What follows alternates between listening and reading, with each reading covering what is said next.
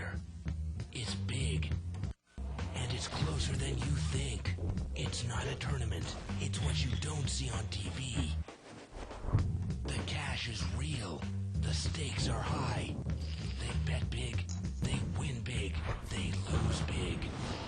High stakes live action poker. Live at the bike. Watch it live on the web or play it if you dare at the Bicycle Casino right here in Los Angeles. Hello, everyone, and welcome to Live at the Bike, brought to you by the Bicycle Casino in Los Angeles, California, the first and only webcast of real cash poker. My name is Bart Hansen. I'm here with Nicole Pepeon. How do you pronounce your last name? Nicole Pepe. Pepe. And Dave Tuckman's actually sick today, so you are going to work you into the rotation. We're starting to work you in, starting to beat you around, mix you up with us guys. Sure. Well, tonight we're going to be doing a $200 no-limit game. The blinds for this game are 3 and 5. It's one of our many restricted bind games here at the bike.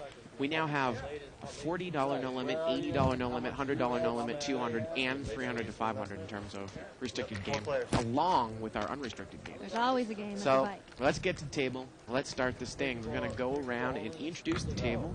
Seat number 1, we've got Joseph there. Chester, 2+2. We've seen him a lot. That's Joe. Seat 2 is, looks like Jimmy Huang. There you go. Seat number 3, there's Marshall. Seat 4 is Sinjin. There's Sinjin. He's been on the show many times. Seat 5 is Tony. Seat number 6 there is Jerry. Seat 7 looks like he's a Live the Bike fan now, kind of like a Barry Woods-esque. It's Dan. Seat 8 is Kai. You hear that? And he wants to be known by Never Fold. Okay, Rick Hernandez is going to round off the table here in seat number 9. Now, the yellow chips in this game are $5 chips. The blue chips are $1 chips. And usually people will stack their chips in 20-chip denominations. While we're going to get into the first hand of the night, we get a big hand. We get aces in seat 4. 60. And we have a raise by seat 6 with queens. And seat 5 opened with a raise with ace-9. Aces is in the big blind. So a raise with queens to 60. And look at this, pocket 8s. Dan is going to call. It doesn't look like he has that much. He doesn't really have enough money to make this call. I would think it would be a push or a fold, right? Yeah, and once the aces push here, it'll be a question of what he's going to do. He'll Yeah. also pocket 7s after Dan. Well, let's see what pocket 7. He's going to make the call. Well, Pocket his 7's name calls. is Never Fold. Now, at this point, if you're aces and you're Sinjin, yeah, he's going to put it all in here. And now this is going to be interesting because we've got $60 in dead money from 1, 2, 3 people, plus an initial raiser in seat 5. So $180. Now, seat 5's going to fold. Jerry is probably going to call here because it's about, right now it's about a $380 pot, or about a $400 pot, about $220 to call. 157 more. Oh, it's only 157 more. And once Jerry calls, Nicole, I mean, at this point, the pot's now going to be $550. Yeah. Dan's got pocket 8s. He has about 100 left. He's getting about 5 to 1 on his money. Even, I mean, I guess if you figure you're up against overpairs. And look at Jerry. He's going to lay down Wow. queens. I think, actually, Wow. Sinjin announced that he had aces. I don't think he wanted a bad beat. He announced it. Okay. I think I heard him talking, table talk. He's showing the cards to the other half of the table. Yeah, I'll tell you, it's interesting. That's actually Sinjin in seat 4. It was Rick Nebbiolo. Sinjin played over in the tournament, the LA Poker Classic today. He said he played 2 hands, aces and kings, and he lost. He got busted out. I was playing 5-10 no limit with him today, and he was telling people his hand, showing the cards, because he said he didn't want them to draw out. I think, yeah, that's the problem when your aces get cracked enough. Pretty soon you just want to, it's a big pot already. I think he just wants to take it down. But Dan is going to gamble with his pocket 8s. 157. Maybe I'm excited. Well, Dan's going to make the call here with pocket 8s. Again, the pot was about 400 and it was 150 to call. He's made the call here. And seat number 8 there again, now the pot is about 550, 150 to call. Now we're over to Well, he's 8. got, yeah, he's Seat got eight, actually which got is about Kai, 200 there. AKA Never Fold. I believe they call him Ryan, actually. Yeah, that's here. Ryan in seat 8. Oh, I'll bet.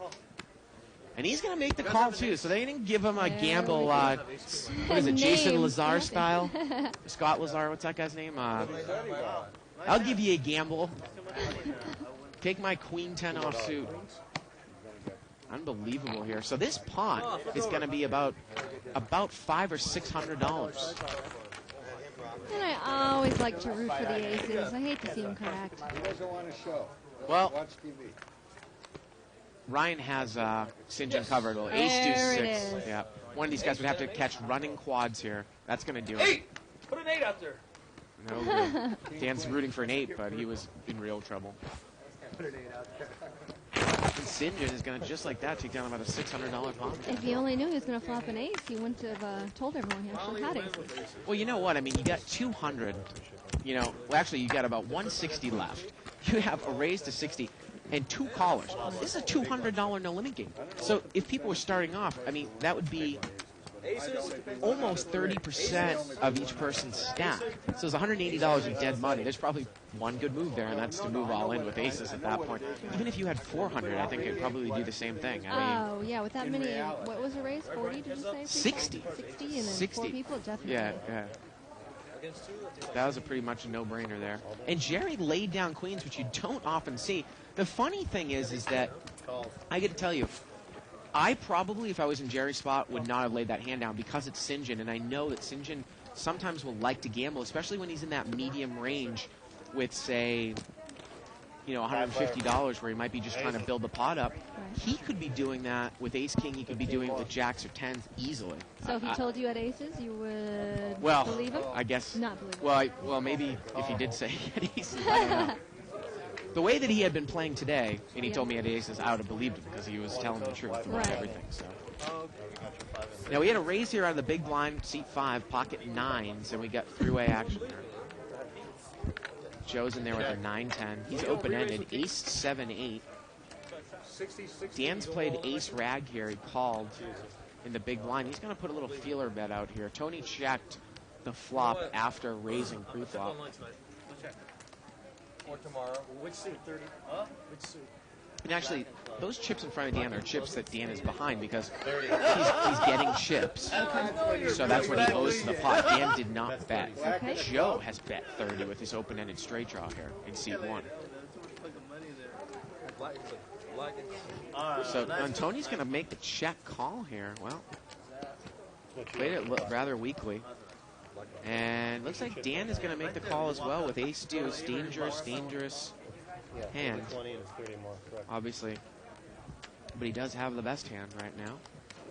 He does. These are all kind of the hands that maybe you want to raise He started off with or And he fold. actually And he folds. folds. And He I folds it. agree with that because it's And the hard to play turn is a ace deuce. case 9. Oh, And Tony my makes a set of goodness. 9s, and Joe has a pair, and he's open-ended now.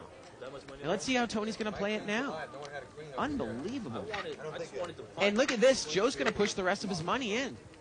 And Tony's going to call. And we're talking, again, about a $400 or $500 pot here. Wow. Well, actually, maybe about a $350 pot. Joe pushes in for 88. We need to catch a straight card here. He's drawing live, and the river is it's an a 8. full. nine's full. And Tony's going to fill up there. What a turn card. I mean, if your pot get 9s there, you know, you said it was kind of a raise or fold for Dan. I almost think, like it might even be a raise or fold with stack sizes in this manner. Okay. When Joe only has maybe about 120 left there with 9s. I mean, what are you going to just check call? Obviously, if you're deeper, it's a lot different. But with 9s, I either probably would have let out, see where I was at, or if I thought Joe might have been on a steal because he, made a position bet, I might have check raised. Who knows? Well, if you think he's just bluffing, I guess you can let him bluff at it too. Right. Different ways to play the hand. Pocket queens now for seat 5 in the small blind. He had 9s last hand. A lot of big hands right away. Yeah. Of course, you can email us at live@thebike.com. Well, I can't make the decision. That's live@thebike.com. You can also follow a live thread on 2plus2.com spelled out. Click on forums. World Poker Tour and other televised 15 more. tournaments. Now, Seat 5, Nicole, he raised with pocket nines, I believe, to 30 last hand. Now with queens, he's going to raise to 15. Interesting. Mixing up the play, I guess. Well, and he's going to take it 3 ways here. Here we go. Ace 4-8 and Ace 10 over there. Dan's got top pair. And Tony checks it again. And now Dan is going to bet. Remember, last time he hit an ace with ace deuce and he just check folded on the flop. Tony is going to check call now. He's going to get stubborn again with queens. Turns a 5.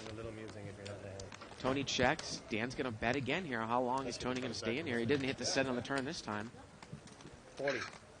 Dan's bet 40. Yeah, and it looks like Tony's going to get a little bit stubborn with this hand. That's the problem with if you don't raise enough pre-flop, you get stuck in there. Now, this is interesting. The river is a deuce. Oh, you know, what I was going to say was I think that was an absolute perfect time to value bet if you're Dan, especially in a game where you only have 100 left. Okay. Again, we're not 10,000 deep.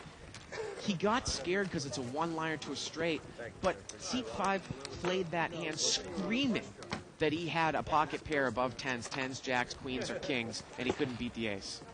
And you could watch it from the last hand, how it was played. Right. The exact same thing happened the last hand, and I think that Dan left some money on the table there by not betting the river. Look at me. I'm saying betting the river and no limit hold'em. Obviously, this game... You and Dave need to get together. Well, this game, you know, it's a restricted buying game, so Dan isn't risking anything either. He only had 100 left. I mean, at that point, you might even push. See how stubborn the guy is. Put the button, please. Option. Limped around here. 3 players. That means it's a $15 pot. King 5. Doesn't look like anybody hit any of Whole this. bunch of That's that crap. hand, black king and the club. But look at this. Dan's going to come out and bet 30. 30. And he's probably going to take it down with that bet. I Yes, would think he so. is. Paired board. Doesn't hit anybody. What else is new? Nice job, Dan. So we're going to get some manure references and Oh, some... boy. Hey, hey, look at that thing in seat 6. What thing? That's on Jerry? that white. You're talking about Jerry? That white circle in front of Jerry. I can't see it. I'm too far away. How do I... Oh, come on, Nicole. What is that thing? Oh, shut up. The button? How do you say it? I don't understand why it's so exciting when I say it. The button moves over to There's seat 2 6. T's in button. How do you say it with 1 T? Button? No, I just think that people were like to hear you say it. That's all. That's all. And Dan's going to raise it out of here. He's going to make it 30 to go. 28 more. There was a limper in late position, and Dan's got king deuce. And Ryan's got pocket 8s, and I believe he's short. And I would think that you'd probably push over the top here, unless maybe he's looking for a ragged flop. Maybe he's going to commit his chips if an ace doesn't come here. But he's called Dan's raise. Because, I mean, Ryan only has like 50 more. Right. I mean, this is kind of fundamental restricted buy and play. I don't really know. I mean, what is he trying to do here? Maybe he's going to evaluate. Well, this is, I guess, is the type of board that, you know. What he's but, hoping for. But my question is if an ace came on the board, does that mean that he was, if Dan bet, he was going to muck it? Is that what he was doing, playing the hand this way? I don't know. We don't know. Yeah, I don't know. Dan's going to bet. I don't know what he's thinking. There he goes. Dan bets 15. And he did it with a pained look on his face. too, Ryan moves all in. And Ryan's going to take it down there.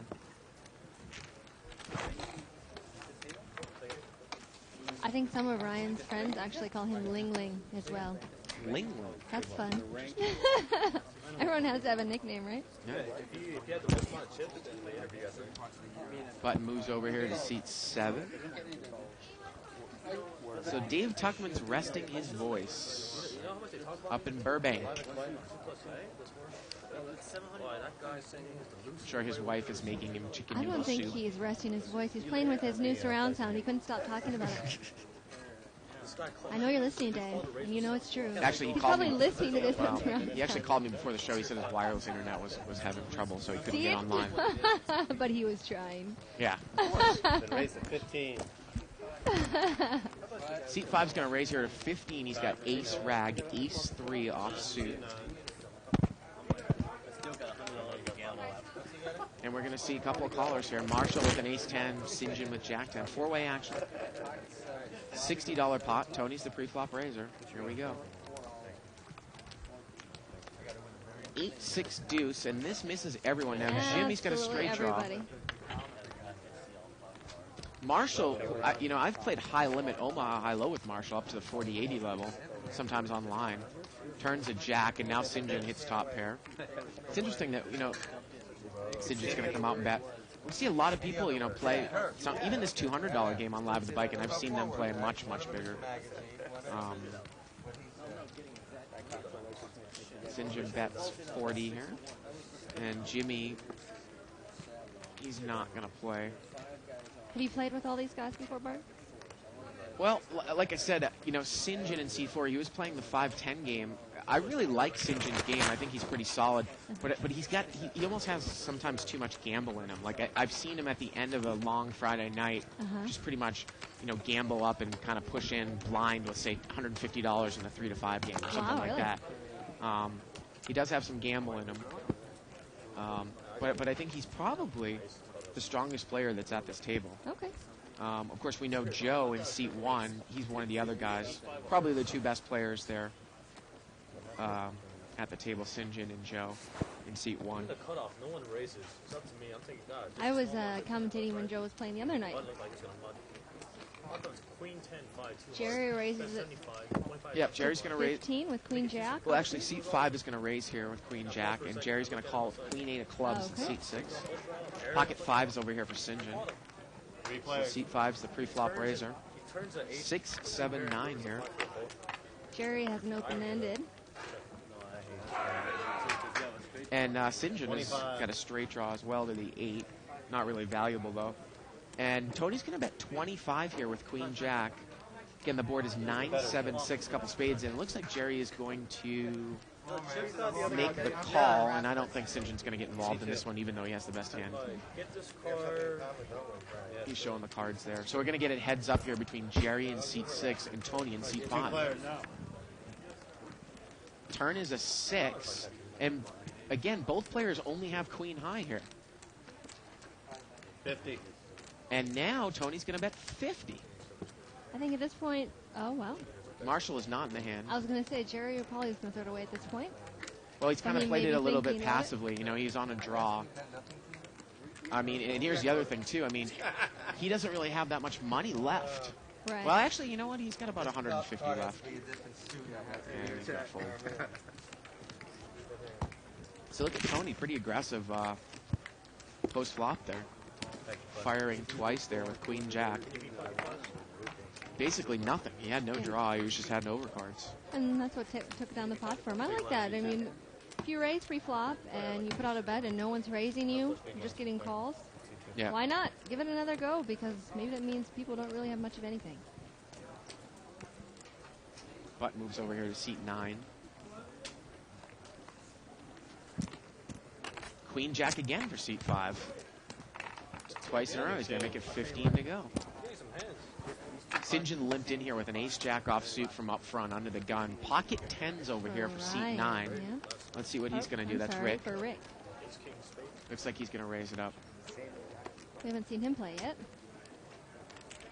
Now, St. John, obviously the type of player, I'm sure this is such a no-brainer fold here for him in seat 4 with ace-jack offsuit. This is sometimes I don't even limp in with ace-jack offsuit from up front because it's almost like I feel like I'm giving money away if somebody raises, especially if there's guys that are aggressive, out in the field near the button that are, going to raise at least 50% of the time in position. I mean, that's not really a hand you want to play from up front. Button moves over here to Joe at seat number 1. No, it's a party.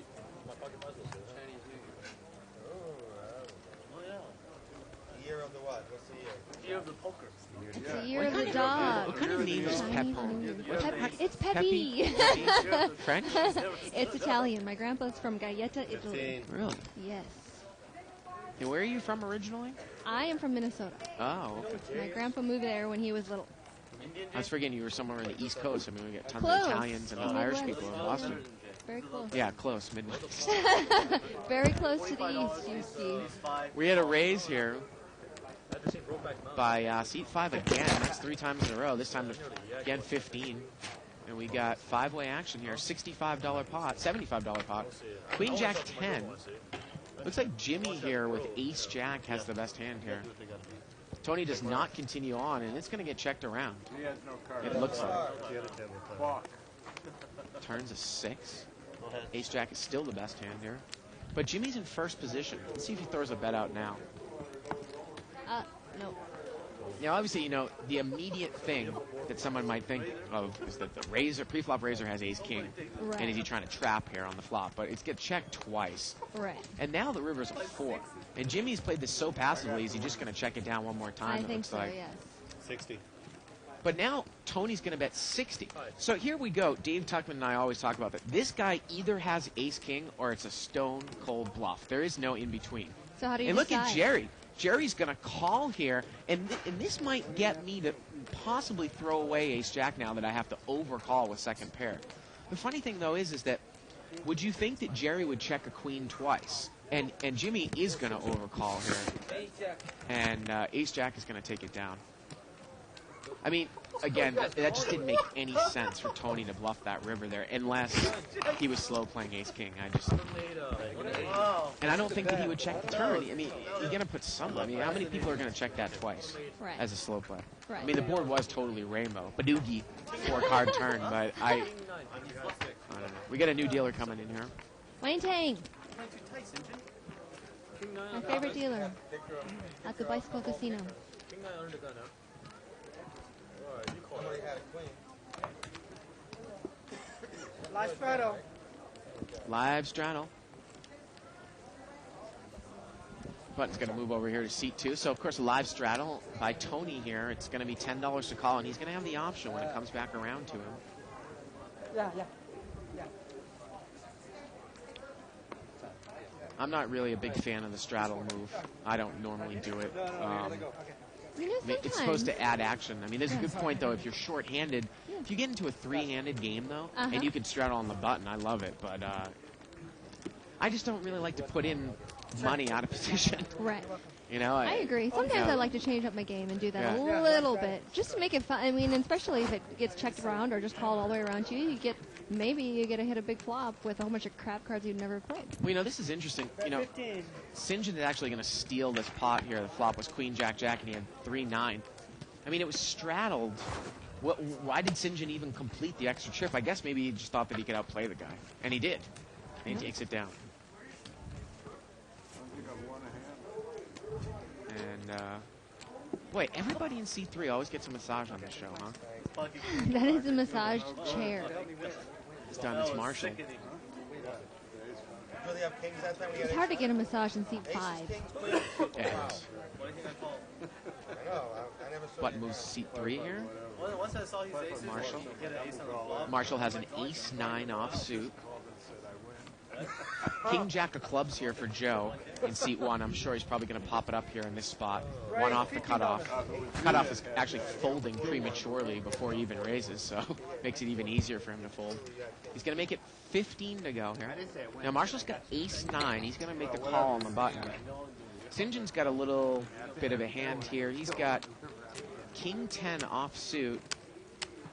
Offsuit high Broadway. He's going to call.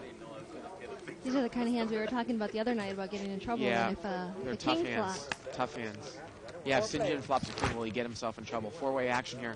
$60 pot. St. John checks immediately, and he's hit top pair. He actually checked that one in the dark. And Joe's going to bet here. He's going to bet 30. A little continuation bet. That's what I was going to do. And let's see how St. John's going to play it. He's going to immediately raise. He's going to mid-raise to 60. It's a beautiful flop for him. If you're playing King 10, that's exactly the kind of flop you'd like to see, I would think. Now, Joe is familiar with St. John because Joe watches the show a lot. And I don't know if he wants to get involved, but St. John's the type of player that actually could be doing this on a move. Now, in this case, he does have top pair. I got a pair with a push draw. And Joe's going to fold. I don't think Joe has really that many chips. And the other thing, though, too, Nicole, is that it's a 200. So there isn't you know, Joe can't come back over the top and represent, say, an overpair, or, you know, you could play it in a deeper game where you might call the check raise. I'm a big fan of that play. I'm more of I'm getting to be, you know, my style changes, as does everyone, but I'm more and more of a play of sometimes just calling in position. Even if someone's check raised you, I mean, you can represent so much there.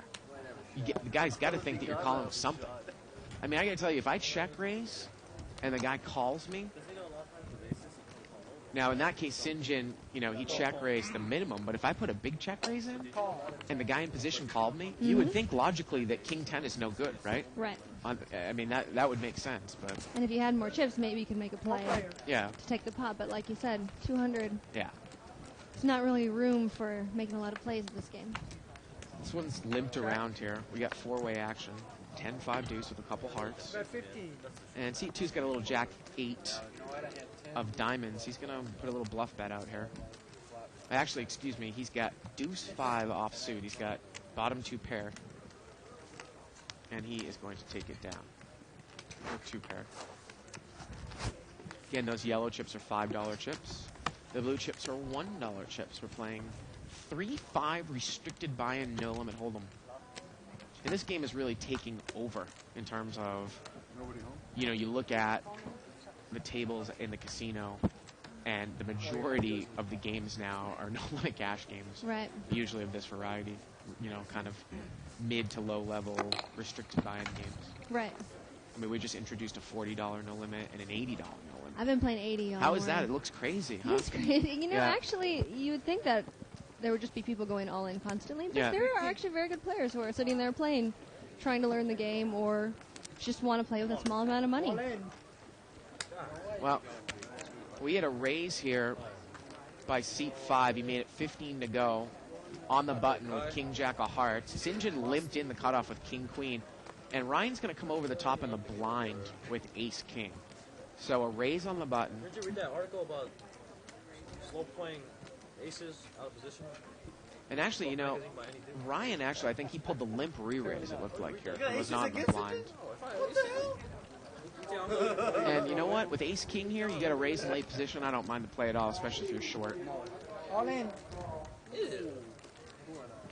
C5's all in. Oh, I made my decision. Wow, and look at this. Tony's going to make the call here with King Jack of Hearts. Guess he hopes he's got overcards, and he's badly dominated here. Anybody want to make a side bet? My king. And this is a horrible hand. You do not, if you're going to make that call with King Jack, this is not the hand that you want to see the guy have. Right. You want to see him have pocket 10s or pocket 9s. You need a jack, and that's Wow, look at that. It's a jack, but Ryan's got an ace here. Turn is a 4, and there's no way Tony can win that hand unless he spikes a jack, and the river's a 6. or 10. 10 would have chopped it. And Ryan kind of got a little bit of a gift there. Limp it with the ace king, go all in, huh?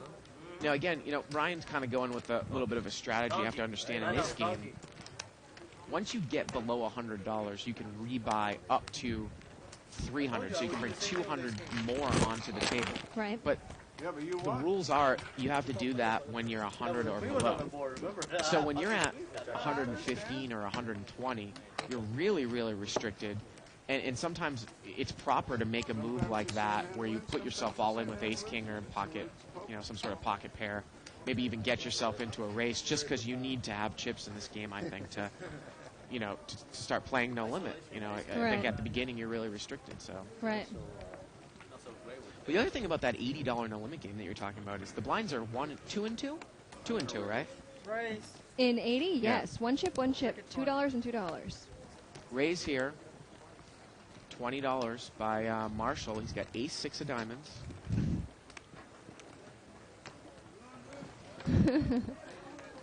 On the 2+2 post, they are now discussing the proper way to say button. Any thoughts? I always say button, like mutton.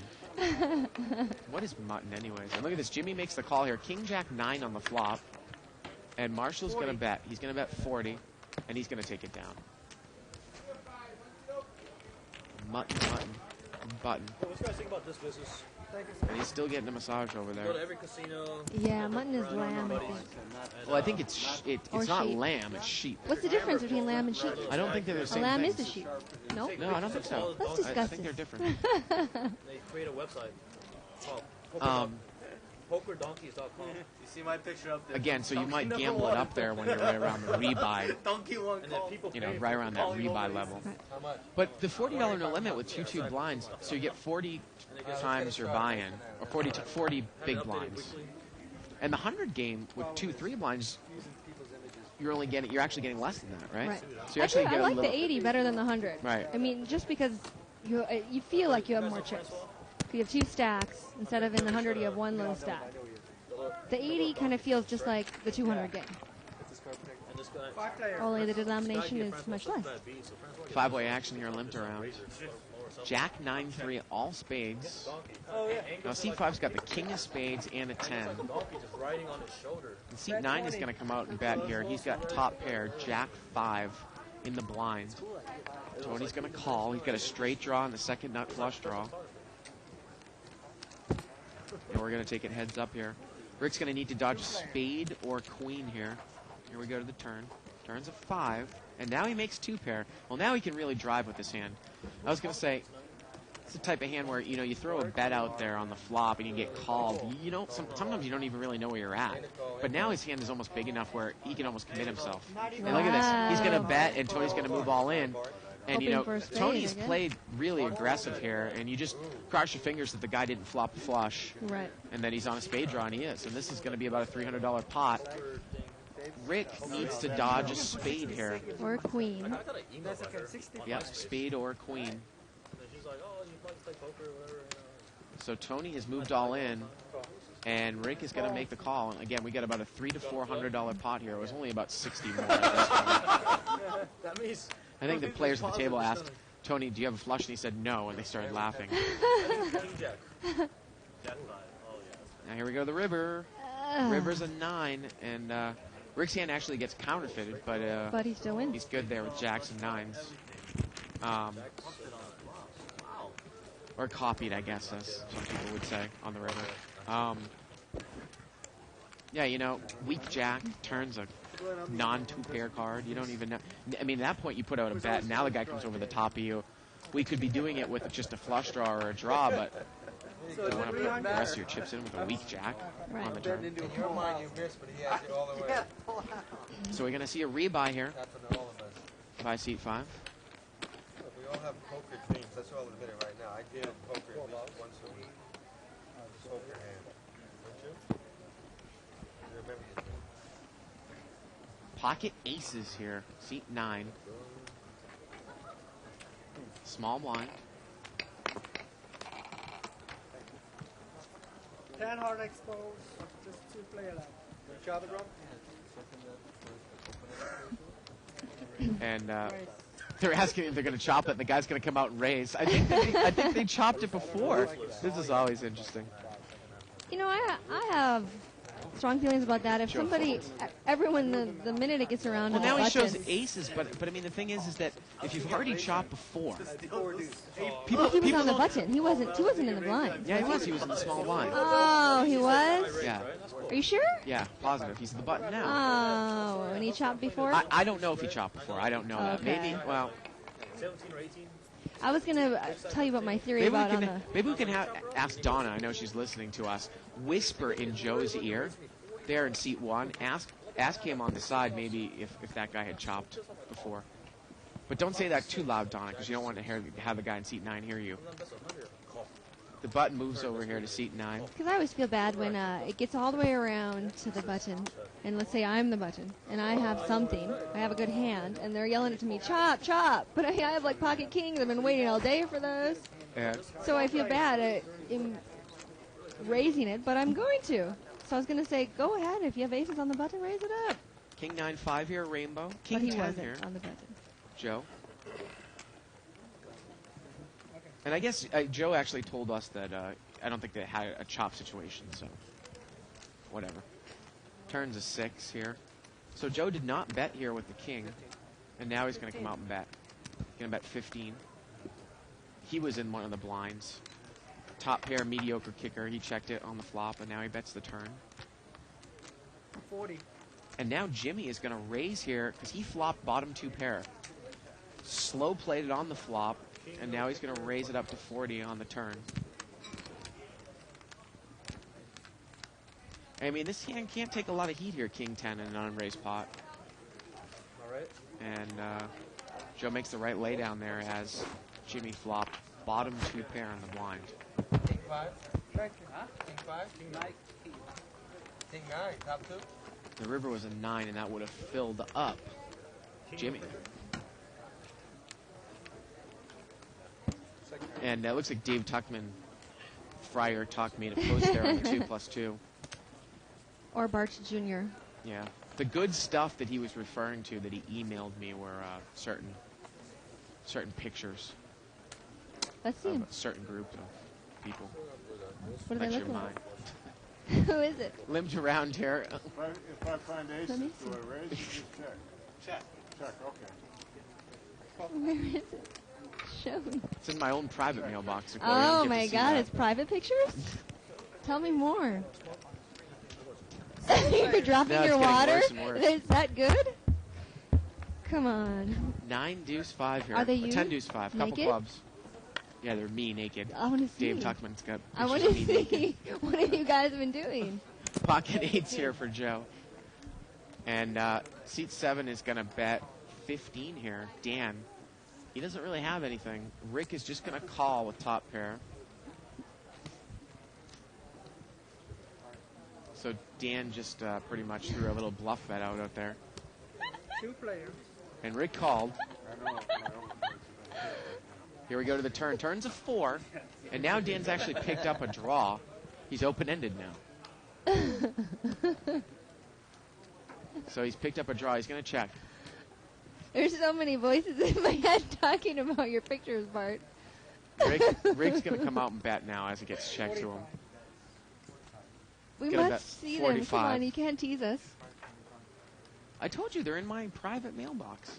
But he told you on the 2+2, so they have to be about this, right? About what? Poker. It It's was a little- secret, it was an folks. I inside tried joke. so hard to get it out of Bart, and he won't. He just won't do it. Dan's still thinking about it here. Again, he's open-ended. He picked up a draw on the turn. He's going to fold. Again, you can email us at live@thebike.com. Live@thebike.com. Check it out. Somebody. So how much of that was real and how much was that? Wait up. Contemplation, right? As the button moves over to seat 2. Looks like Joe is going to go in for some money there in seat 1. 100 behind. Marshall. Looks like he's in the small blind.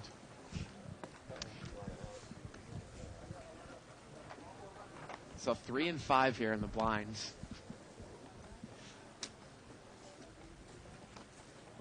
In seat 5, he's played it pretty loose so far tonight.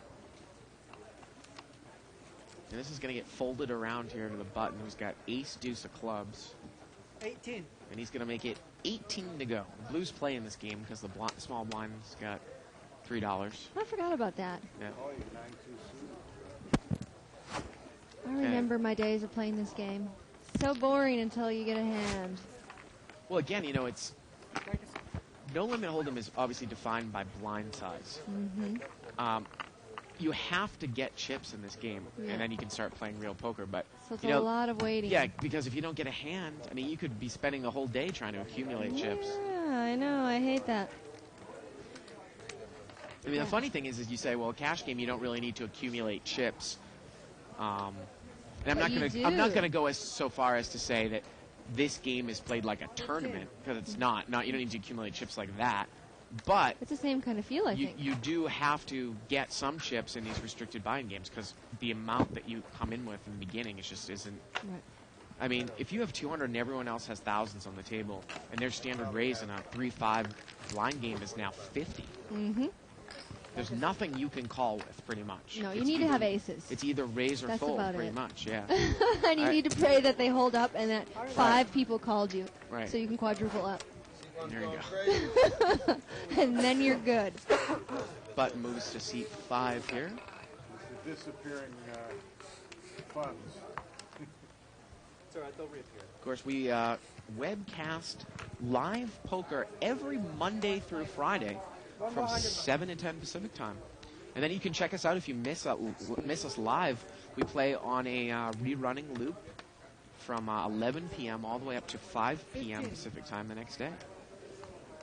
Seat 9 is going to raise it up to 15 here. He's got pocket 8s. Seat 2 is going to call with pocket 6s. You know, it's interesting. We talk about how... Well, I've seen Marshall play a lot of high-limit, high-low games. Okay. I wonder if he's a little bit new to no limit, though. And that might be why he's playing at this level. He's going to call here with ace-3 offsuit. You know what's funny, though, is actually even a lot of what you call pros, when they were here for our tournaments, Yeah. they were playing at the 200. 9-5-3 here on the flop. And pocket 8s here. He's going to bet. He's going to continue to bet. Looks like he's got the best hand. No one has a 9. Split it up. Bet 100. He's going to bet 100.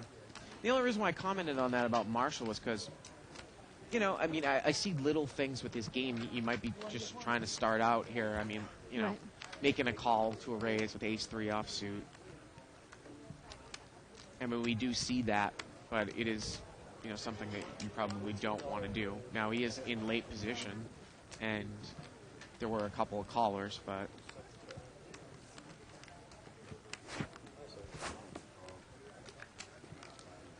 Looks like pocket 8s might take it down. Yep. Dan's not going to call, and Rick is going to take it down.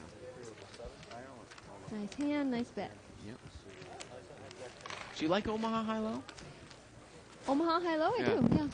Play that a lot? I play that when I 6-12 have level. to, yes. Yeah. Yes, I do. It was very exciting at first when I learned it a couple months ago. Now it's not so exciting anymore. I'm over it. But it is fun still. Button moves over here to seat 6. Seems like a lot of the props like to play that game. You know, I think it's because you minimize your losses, but you also minimize your wins. Yeah. I never said I could play in the first place. Might as well be distracted. King 10 offsuit here for seat 3. I never play anyways. Might as well be Marshall. Never fold big blind. We need to get someone in the game who's going to raise blind. $15. Well, Andrew, Marshall's where gonna- are you? Marshall's going to make it 15 to go here with King 10 offsuit. He actually has the best hand.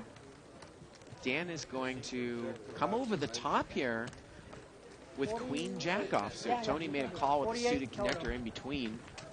And Dan's going to come over the top. And sometimes we see Dan do this. Dan's mixing it up. 48? Yeah. Marshall's going to call here. A yawn and a call. What does that mean? Massage, a yawn, and a call. Now you wonder if Tony, looking at the amount of money that's in the pot and these guys' stack sizes, he makes the call as well with the suited connector. And here we go to the flop. Dan is the pre-flop re-raiser, and Got a Marshall's gut hit shot. top pair. He's going to come out and bet. Now, in this case, Marshall is good, but these are the types of hands that can kill you with King 10. Dan The only calls. call, I would like to have seen him. Or, excuse me, Marshall calls. Turns a deuce. Dan still got a gut shot. Marshall has one of Dan's outs. And he's going to come out and bet again. 40. Bets 40. Well, Dan's only betting a little bit, and Marshall calls once again. And the river's a 10. And look at that. It gives Marshall 2 pair. And Dan's is made the gonna nuts take it straight. down. And he's going to bet all in here. 75. He's going to bet 75. And at this point, Marshall's going to call here with The 2 pair. disadvantage of not re-raising on that flop, he allowed him to catch a straight. Well, Oh, Marshall. Put your glasses on. there you go. And that pot's He going to be can't about believe it. $300. Darn it. What a river card. 2 pair and a straight. Unbelievable. Unbelievable river card. Dan knew it was coming. My favorite line. He knew it was coming. You're quiet today, Bart. How many bottles of wine did you have last night? Several. Don't be shy. Several means 3, right? Bottles, not glasses. Yeah, bottles. Several bottles of wine. The button moves over here to seat 7. Goodness gracious. He re-races with Queen Jack offsuit and just leaves out 40-40. And yeah, everyone gets to see that he re-raised there in the early position with Queen Jack offsuit. And then he just had. I think maybe that's why I was continually betting, hoping he wouldn't have to show it down. Actually. Unbelievable. Probably Marshall thought, guy had ace king or aces, something like that. Little $15 raise here by seat 2. He's got king jack clubs. Ace king by Marshall, seat 3. And Marshall's rebought here for 300. So again, if you go down to felt, you can bring your stack up to 300. And I'm hoping he's going to re-raise here. Well, let's see though. He's just going to call. Some people like to play ace king like that pre-flop. Really? That was good. You got it. I always question how you are. Okay, maybe it's just me. I just never feel like I never win if I don't get all the crap out of the pot first. With the ace king, you mean? Yeah. Well, look at Then, this. like, Ryan's 2-3 gonna wins. call. Ryan's going to call with ace 4 in seat 8. He's in kicker dominance. And we're going to see this hand 3 ways. Seat 2 here 3 players. is the pre-flop raiser, and the flop comes king high here. And look at Marshall's hand. He's got the nut flush draw and ace king. And Jimmy's going to come out and bet. He's going to bet 40. How is Marshall going to play it here? King 10-7. All spades. 3. And look at this. C3 call 40. C3 is going to call the 40. Turn here is an 8. Now Jimmy picks up a straight draw. And now Jimmy's going to check. All right, here's the This a 40. Marshall's going to put up the 40 that he owes from the calling. And the pot is about $120, and Marshall's going to bet here. There we go. That's what I like to see. He's going to bet 80. And Jimmy's going to quickly call, and Jimmy's drawing really, really slim. Offsuit jack he needs, offsuit 9. And the river's an offsuit 9. There it is. Oh, Marshall. Now look at this. Jimmy checked it. He checked the straight. How do you check that? Well, I guess he might have been scared that Marshall, maybe that he flopped a flush. I guess, he checked it to Marshall on the turn, and Marshall bet. So, maybe he figured, well, this guy might have a flush. Maybe he flopped a flush. He just called my bet on the flop. Right. Boy, he was really drawing slim there. Unbelievable. Takes it down. Suck out, as usual. As usual. It's just poker, The question is, if Marshall re-raised pre-flop, do you think Jimmy would have gotten away from King Jack? I tried to raise him. I think he probably would have, but I just, you can play ace king. I mean, the reason why I would re-raise with ace king or ace queen, or sometimes even a hand less than that, is because I want to take control of the hand. Absolutely. We talk about ace king. Ace king just is not that big of a hand in No Limit. Right. I got to tell you, Which is my reason why I like to raise it. It's a drawing hand, and it's not well disguised. I mean, No Limit's about making hands, implied odds, disguising hands with different plays. And ace king, that's what the hand that somebody immediately puts you on, right, when you raise. So it's difficult to get a lot of action when you actually hit the hand when you have ace king. Now, we had a raise and a re-raise. Seat 6 has got pocket queens. He's made it 60. Ace jack raised in seat 5.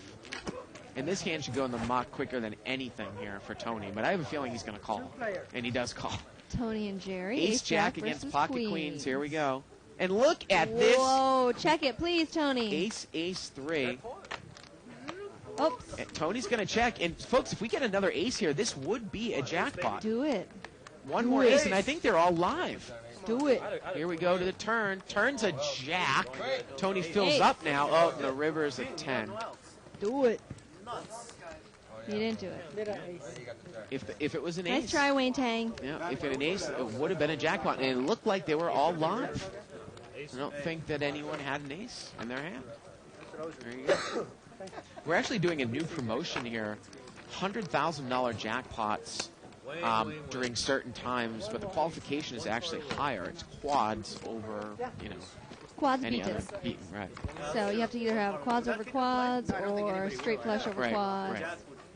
Whereas our normal jackpot is aces full of tens beaten. Right. And of course you have to use both of your cards in your hand. Absolutely.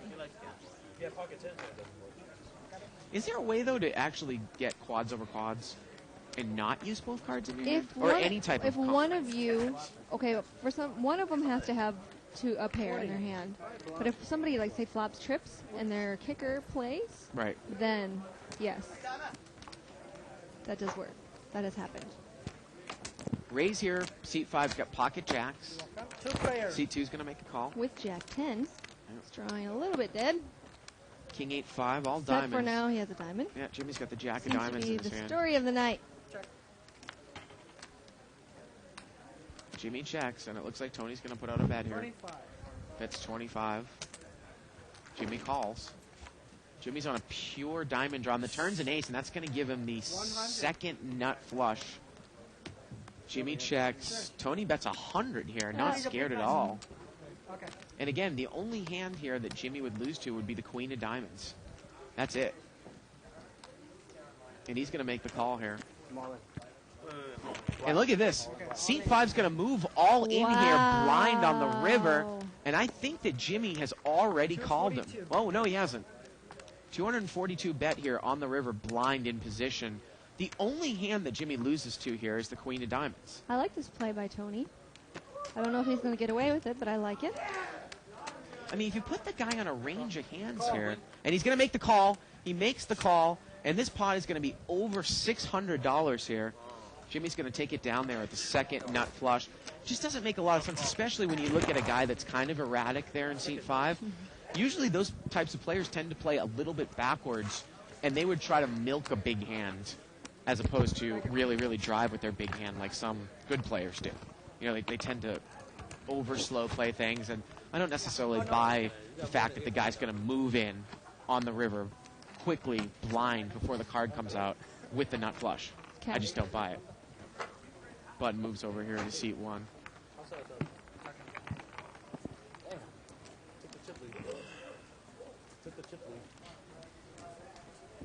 What a hand there.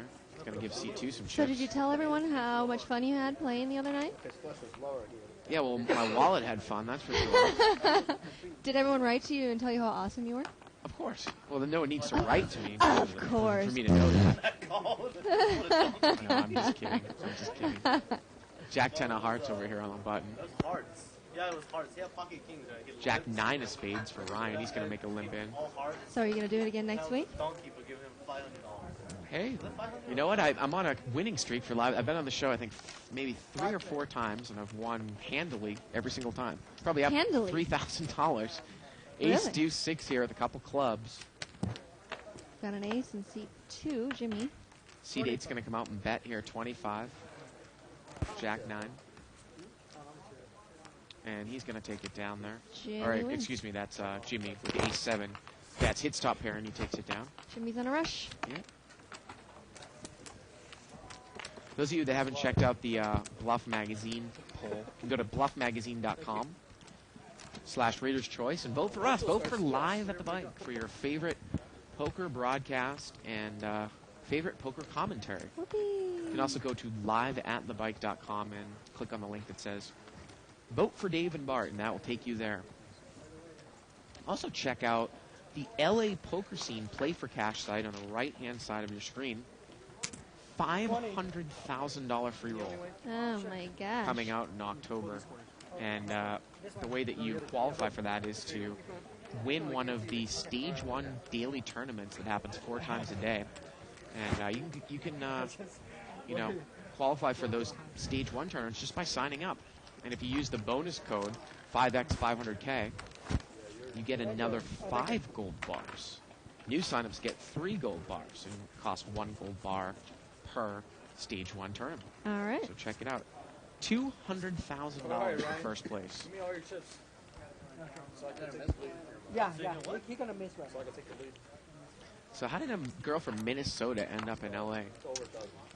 I ended up here as an aspiring actress, actually. Well, let's take a look at the chip count here. I did take a bus. No, I didn't.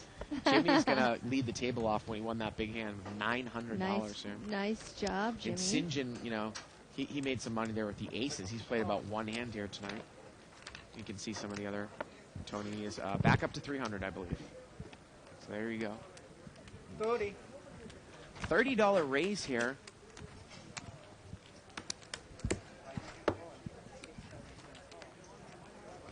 And we got a call here by seat 7. So St. John has raised the 30. He's got king deuce of diamonds on the button. Joe is going to call here with 8-10 offsuit. Rick calls, and look at this. St. John's trying to raise the 30, pick up the dead money. We've quickly got a $150 pot here, 5-way action. Ace, queen, 3. Well, Dan's playing ace rag again here, Nicole, and he's hit top pair, but, I mean, he's going to get killed one of these days if he keeps playing it like that, right?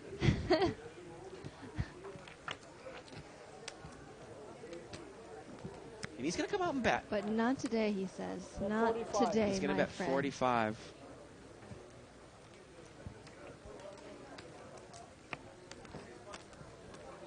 And seat number 9, the action's on him. He's going to fold the straight draw. And everyone's going to fold, and I think that's going to do well. St. John's still in there. And St. John's going to make the call. He might think that he can outplay Dan on a future street. Let's see if he picks up a draw here on the turn. Well, he doesn't, and let's see how St. John's going to play it. But Dan's going to come out and bet again. Good for you, Dan. Bet 60. And is St. John going to make a move here? It looks I like he is. this. There we go. 200. He's going to raise it up to 200, and that is excellent instinct here by St. John. There's no way that Dan can make this call, I don't think. He's got to put St. John on a total bluff because there's nothing really that Dan can beat out there. I mean, unless St. John was doing this with king, queen, or something like that. Sure. You know, Dan has made a bet here. This is the problem here with ace vulnerable kicker. And St. John, I think he's rightly chosen this spot where he feels he's got enough chips and Dan has enough chips where he can make this move and it can actually count. And it's probably going to work here. $75 bet and St. John's raised it to 200. I'd like to see Dan go all in. What do you think? Do you think it's going to happen? I would think that Dan would fold this hand. Okay. Yep. And Weird. St. John's going to take it down. you want to see? I just want to see it. Look at that. Give me St. some John action. shows Come on. Marshall the bluff. You want to see it just to wanna show the see action. it. You don't think that's a proper play, though, do you? No, who cares about proper play? Just do it. Minneapolis, St. Paul. Minneapolis. Actually, I have a buddy in town from Minnesota. Minnesota's a good state. You don't have that Fargo-esque No, accent. Fargo though. is actually the Dakotas. So I don't Right, know how but we people got from Minnesota talk like that. No, we don't. That's a big lie. All those people, they're close to Canada. I don't like queens anymore tonight. Button moves over here to, looks like seat 3 here, Marshall. So, you know, you can tell there that St. John picked his spot. Dan has a lot of chips, and St. John has a lot of chips. You can't do that, Nicole, when you both have $200 in chips. Exactly. It's just not going to work. Yeah, that was a very smart play, especially since St. John, the few hands that he has played, he's shown that he's actually had what he's bet. Right. Limp here.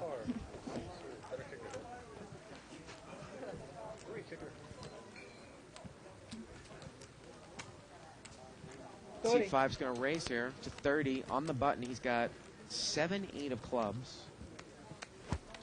And actually, I think he might be in one of the blinds here. No, he's on the button. He is on the button. Okay.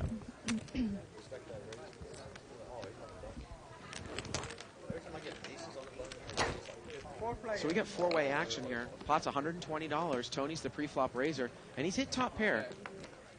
8 deuce 5. I like, if you're going to play something like 7-8 suited, I like that he raised it. Good for him. He's going to bet 100 here. Well, we always talk about raising on the button and sometimes on the cutoff. You know, you don't necessarily have to hit your hand. You just have to have everybody miss. Right. And he's going to bet here. And he actually has hit his hand. He bets 100, and he has the best hand here, 7-8. And everyone else missed, absolutely.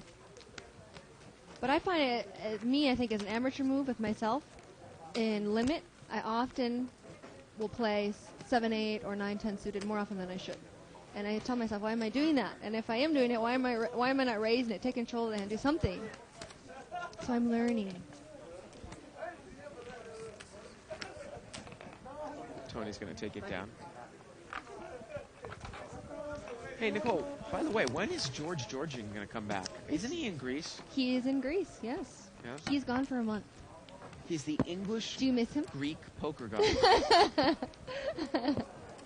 I wonder if he's watching live at the bike over there in Greece. I hope he has better things to do in Greece. I mean, Live at the Bike is wonderful, but that's Greece. Come on. You ever been to Greece before? No, but I would like to. I mean, it sounds so dreamy. Greece. I went to a Greek restaurant a couple weeks ago. Oh, yeah? How was that for you? Yeah. I went around. Was Actually, it we got named folded Mykonos? around. I have a couple of those in my neighborhood. No, Mykonos is like a fast, kind of like a... Yeah. No, this was a place on 3rd Street. It was nice. Dan's got Queen Jack here, and he's going to raise. He's going to make it 20. And he's going to take it down there. Kind of a tight table here so far. We're about an hour into the show. Yeah, we need some action. Somebody just start raising it up. Pick my spots. And actually, Greek food, there's a lot of lamb in Greek food. Moussaka, So we get right back to the pastigio, mutton, huh? When you bet that 60, you just had a grin on your face, and I was like, ah. It pita all bread is a and cycle. hummus and I tzatziki do sauce. love hummus. I do. Mediterranean food, olives, all that stuff. Button moves over there to seat 7.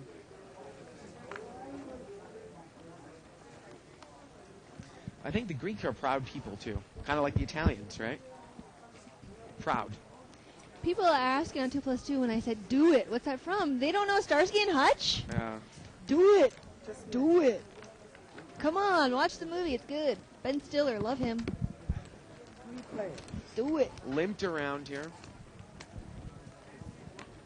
Jack 9-5. Jimmy's got top 2 pair in seat 2. Ryan's going to come out and bet here with a 9. 25. Bets 25. Joe's out of the hand. And let's see what Jimmy's going to do here. Call. He's going to just call top 2 pair. A lot of action killers could come for you here. The turn's a king. Overcard is definitely an action killer in terms of Ryan's hand. Ryan's going to check. And now Jimmy's going to bet. 70. He's going to bet 70. So he just smooth called the flop. Ryan checked the turn, and Jimmy's bet 70, and Ryan's going to fold. And Jimmy is going to take it down. Yes, he is. Yeah, there just aren't really, Italian restaurants like there are on the East Coast here in LA.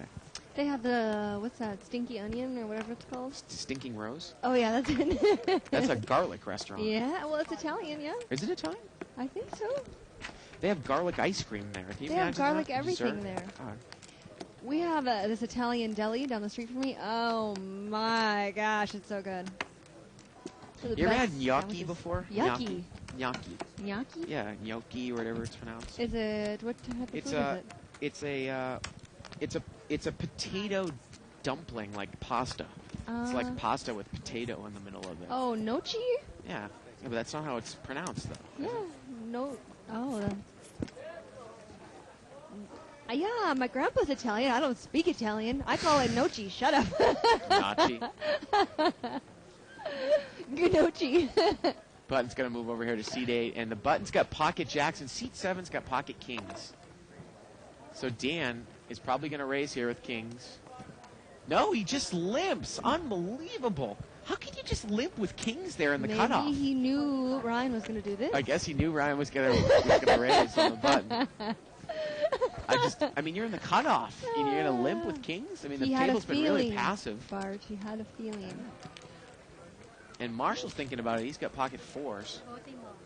It's 40 more, and Marshall might just push. Wow. Wow, he's going to come over the top. And the know- funny thing here is that Dan actually might save Ryan, although, if I'm Dan now, I might, I don't know. I mean, I might push. Ryan's, you know what? I have a feeling Ryan's going no matter what. well, I was going to say, I have that if you're sneaky Dan, suspicion. what do you do here? I mean, let's see what he's going to do here. It looks like he's going to, I mean, Call. this is very, very suspect. I mean, the funny thing, though, is that I couldn't put Dan on a big hand, because I'd be like, how is he making this call to this raise? Did he limp in with a monster in the cutoff? It's pure genius. Unbelievable. And I got to tell you, the way he's played, he's actually going to extract a lot of money. I but know. Isn't pretty that funny? dangerous. That's why every time I say He calls. I don't agree with what somebody does, it just proves me wrong, so I don't say it anymore. He calls, and Ryan, who sometimes plays just by feel, Nicole, I sometimes think he doesn't, he acts on his gut before he, thinks. Mm-hmm. I mean, if you actually play this hand back in your head, you might be able to get rid of jacks. I mean, Marshall has re-raised all in, pretty tight, and Dan's called. But again, Ryan, I don't even think he's thinking on that wavelength right now. We got a $600 pot here, folks. And 2 people all in. And no one has an ace, which is amazing. Ace 10-10 here. Pocket jackpot. Pocket tens. He's got aces. And we're all in with 2 people for about a $600 pot. It doesn't matter. Nobody has money left. What is the dealer waiting for? Everyone's all in, no? Yeah. Go pocket tens. All right, here we go to the turn. Turn's a 7. Well, Dan's still good here. He needs to dodge a jack or a 4. And the And he makes river's a it. 10. Wow. And that's just amazing that, again, that Dan limped in. There you go, Dan. Happy birthday! Well, Dan's birthday is on Super Bowl Sunday, actually. There you go. I got to tell you, I'm glad Dan won that hand. He's a nice guy, but I can't agree with the way that the hand was played pre-flop. But look at how much money he took down. I know, it's amazing. Well, That's what I mean. Every time I say, oh, I wouldn't do that, then look what happens. I can't even say it anymore because they knew it was coming. you know the problem, though, for that? And I think that Dan is new to No Limit. I mean, he plays high-low stud, I know that. But Dan is pretty new to No Limit, is that when good things happen Really nice timing, you know that? with a bad play, it creates bad habits. Yeah. You know, Dan just won that huge pot by limping in the cutoff with kings, and he might be more prone to do that again. And it's really not the right way to play the hand. And Dan, I got to tell you, if you listen to this, or Dan's family, point that out to Dan, because I don't want to see him limping in the cutoff with kings anymore, just because he won a big pot. Does not make it right. I don't want to have Dan's a nice guy. I don't want him to start creating bad habits for Yeah, himself. Dan, Bart's going to give you a spanking. Yeah. Dan's going to raise here to $20. Really dead. They can be really dead. 2 different cards. He's got king jack offsuit. I hate it when it's like 15, 20 bucks, 18 bucks in the pot. Check. 15, fold. 4-way action here. And then when Dan's the pre-flop raiser. raise some action. 9-3 deuce. 100. And Black Jerry's got flop, and everyone's top got red pair. cards. And look at Jimmy. He's going to make a move. He's going to come out and bet 100. He doesn't think this hit anybody. With ace jack, he's going to come out and bet 100. And kind of puts Jerry in a tough spot here. I mean, is this what you're trying to hit with 7-9 of diamond? I don't Jerry's think so. going to get rid of it, and I'm sure Dan's going to fold as well. So aggressive play here by Jimmy's probably going to win him this pot.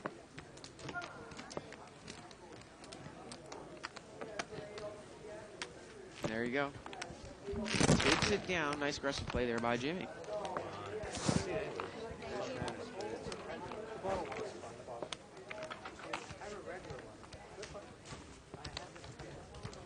Button's going to move over there to seat number 2. Surprised that Joseph isn't opening his game, or Joe in seat 1 isn't opening the game up a little bit here. I mean, the I would table's like to see that. extremely tight. I know, Is it bad if I say I'm Extremely bored? tight. Let's make it for a good show. Nothing. Seat 5's going to raise here to 20. He's got ace 9 of spades. Email here from Padilla Stewart saying, hello, guys. Wow, look at this action. Email from Sandy Peatley says, where is Barry Woods? Well, Barry Woods doesn't live at the casino. He's only actually here a couple times a week. That's true. Sometimes, you know, this You guy's would going to think get... some of these people live here, but no, they do not. They actually do have a home. This guy's going to get called here in 4 spots. 5, 6, 7 here.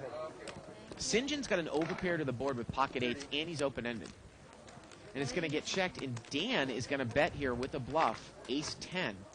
Ryan's going to fold pocket deuces. Joe is out of there with ace jack. I'm assuming St. John's going to raise. Just kidding. No, he just called. And look at this Tony call. Tony's got a gut shot. He needs St. John's 8. Turns a 4, and now St. John has a straight. But it's a third club. It's a little scary, but I think he probably But thinks St. he's John good. actually has the only club in his hand. So, He doesn't know this, but yeah. this is true. I mean, the only person that has a chance to win this hand here would be Tony. And it gets checked around, and the river's a jack. And let's see if St. John puts up bet out now. Yes, he does. He's going to bet 50.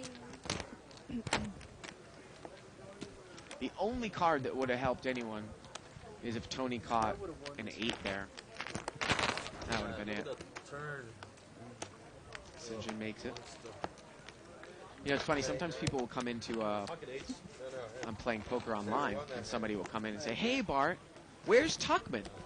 I'm like, it's like 3 in the morning. Like I'm playing poker at my apartment in Beverly Hills. Yeah. First of all, I don't think Tuckman's ever stepped foot in Beverly Hills. I don't think we allow people like that in Beverly Oh, Hills. yeah? But I mean, I don't live with him. You know? Okay. Yeah.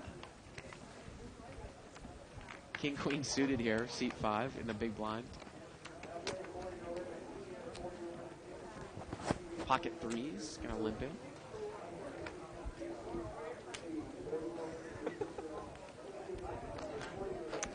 Always does that. Limped around. St. John's gonna limp. And seat 5's probably gonna raise here. He does. He's got King Queen suited. 7-10 suited.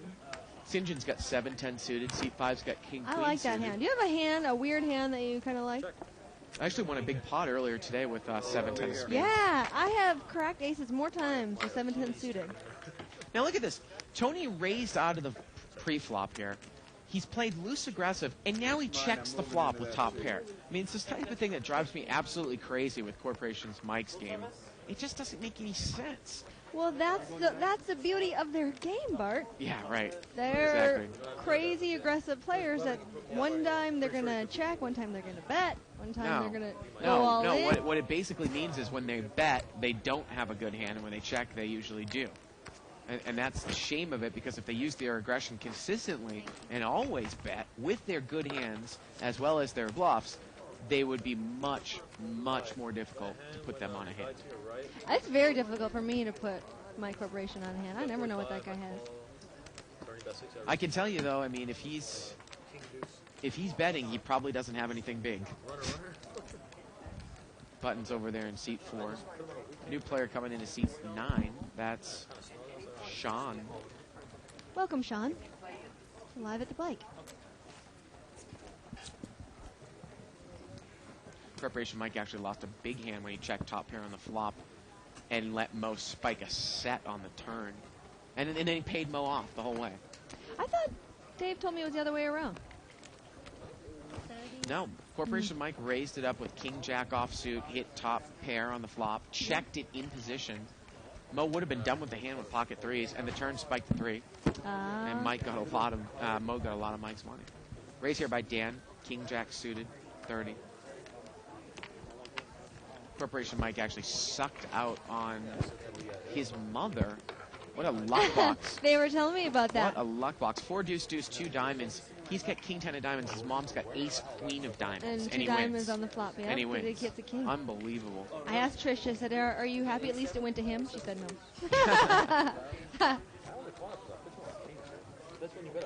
Gotta move. Sean's now in seat 3. Marshall's in seat 9.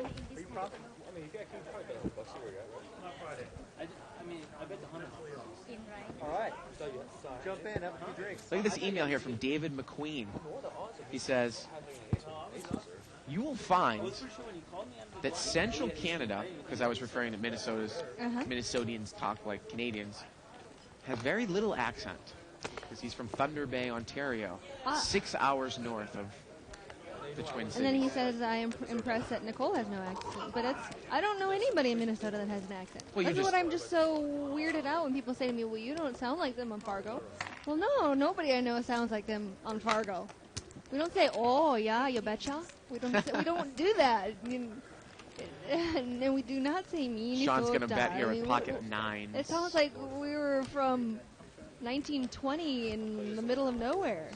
Tony is going to call here. He's got absolutely nothing. He has ace high. Turn here is a 5. Now he's picked up a gut shot to the 4. Maybe he's going to put a move here. Well, Sean checks, and yeah, now Tony's going to bet. And you know what? Sean doesn't know how Tony plays because he's just new to the table, and this actually might work, and it does. Unbelievable. Takes it down.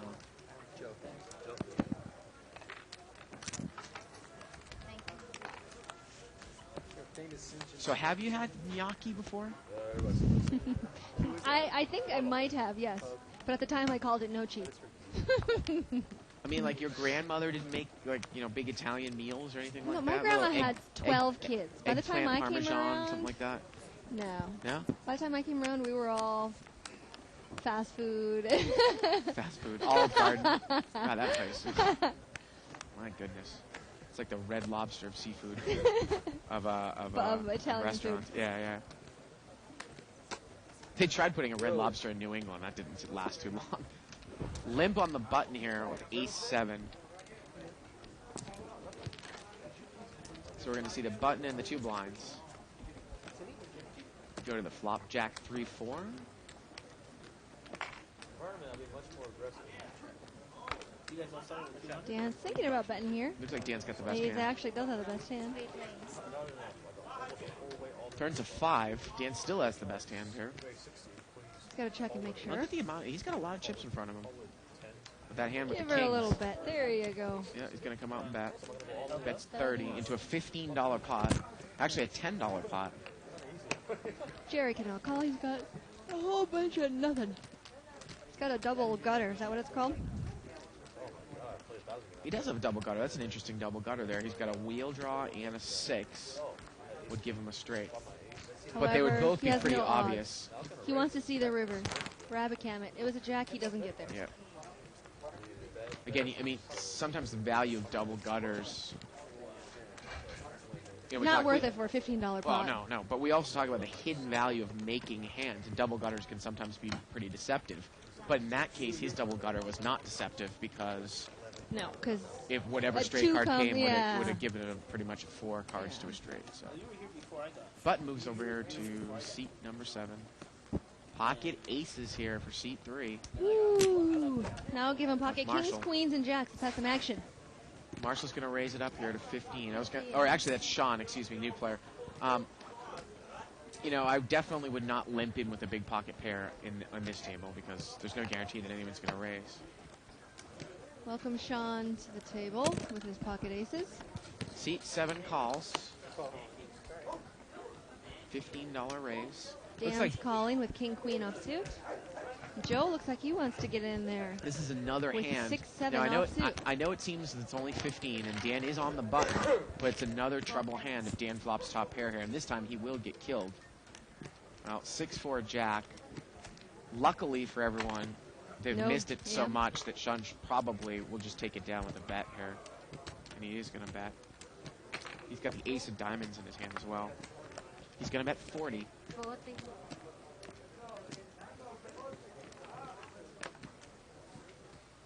I think it's a sure sign that you have a pretty big pair when you bet small pre-flop and you got so many callers and you come right out with $40, $50 bet. Usually says to me that they've got something big. Yeah. Once I've got 2 pair or trips, it's gone. Ryan's Hollywooding it up here, it looks like. He's got 10-3 suited. He needs camera time. Why? I mean, I just sometimes Ryan's game just doesn't make a lot of sense to me. I mean, I see him in the game and he seems to play pretty tight, but then you see him make some of these decisions, and it's like these are the types of little decisions that are. I mean, you're gonna call in the blind to a raise of 10-3 of spades. I mean, you've invested $3. Why? Right? I mean. Why ask Again, why, I don't necessarily, Bart? I don't want to hammer any of these players personally, but If everyone had your attitude, so Sean, welcome to the table. Takes it down with pocket aces. this environment would be a lot more friendly. Most players would look at the dealer and do this and He's trying to get you more of your money. It looks like somebody's asking you out to a date, Nicole. He's already advertising. Yeah, it looks like somebody's saying, why is Bart pretending he and Tuck aren't together? Suck more in. Marshall Tucker. Limp here by Dan. Jack 4 of hearts. Queen 4 of clubs is going to limp. Tuck has actually been happily married for several years. 4-way action here. 10 deuce 7 of clubs. Marshall has got a flush draw. I heard it was a broke back wedding, Nicole. It might be. Were you there?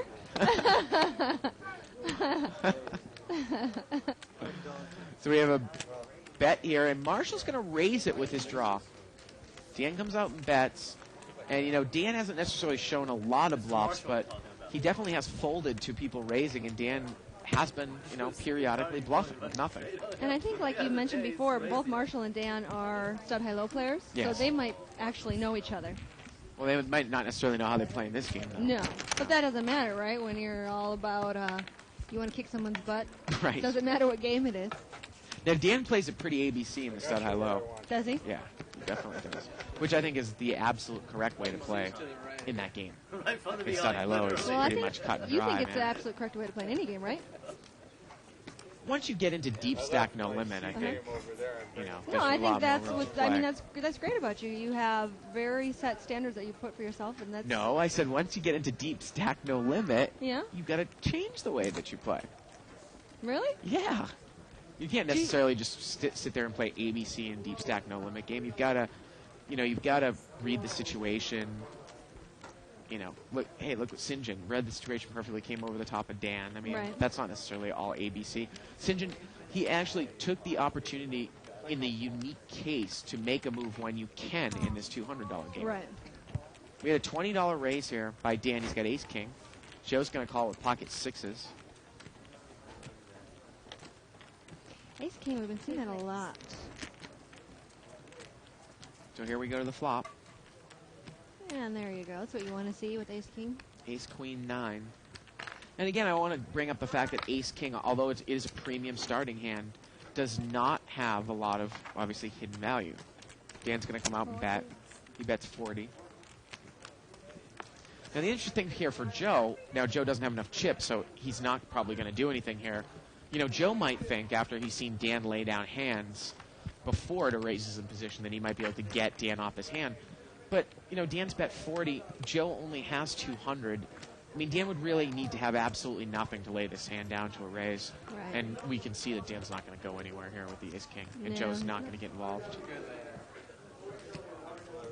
It's funny. You've seen, obviously, Dave Tuckman. You've known him for what? How long have you worked here? Like 8 months or something? Uh-huh.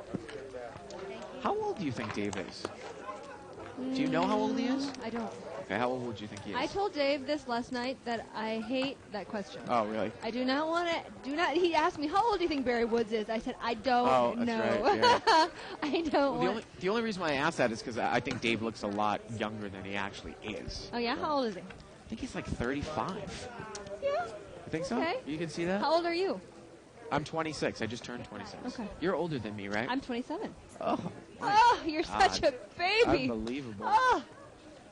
Unbelievable.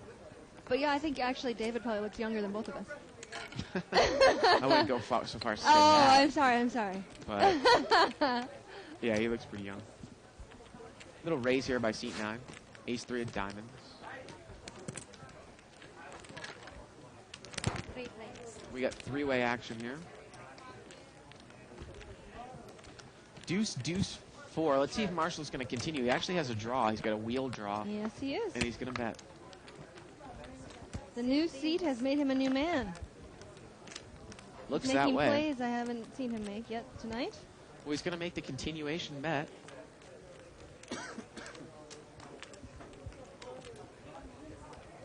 Wow, and look at this. Seat number 2, Jimmy, is going to make the call here. Again, in position. But I don't necessarily know if, Marshall has enough chips or Jimmy has enough chips to make a move here. The turn's a king. See if Marshall checks, and maybe Jimmy's going to bet now. And Jimmy actually is ahead. Funny thing is that that's a great card for Marshall to probably keep betting, right? I mean, Oh, and now Jimmy's going to, Marshall checks and Jimmy bets. I think maybe Marshall might be scared that the guy might have had a deuce or something big like that. I think, like you said, when someone check raises you, when you make a big bet on this flop, and the guy when someone calls. just calls, you figure they probably got a deuce, right? That's what I figure. I don't figure they're calling me with ace high, even though that's what I'm betting with. I definitely think you can find out on the turn by, maybe making a bet, Absolutely. seeing what the guy's going to do when a king appears. I mean, you never know. That guy might have called with like 5-4 suited or something. Yeah. I mean, we see that all the time, or ace 4 or something like that. So some people have Some people have chosen to call in position and make moves in this game, when it's usually pretty difficult to make moves in this game.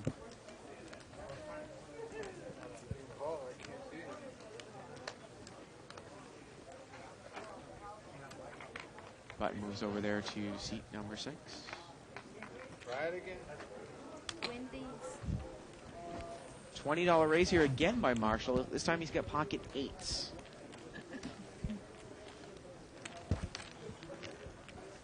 Yeah, good seat change for Marshall. And he's going to take it down. No one's going to go up against him. We're about halfway through the show. Got about an hour and a half left. Live at the bike.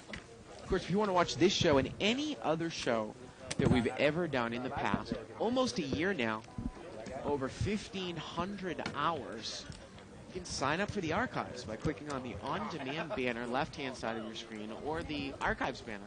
Flashes on demand, it flashes archives. $14.95 gets you a subscription, gets you access to everything. $14.95 a month.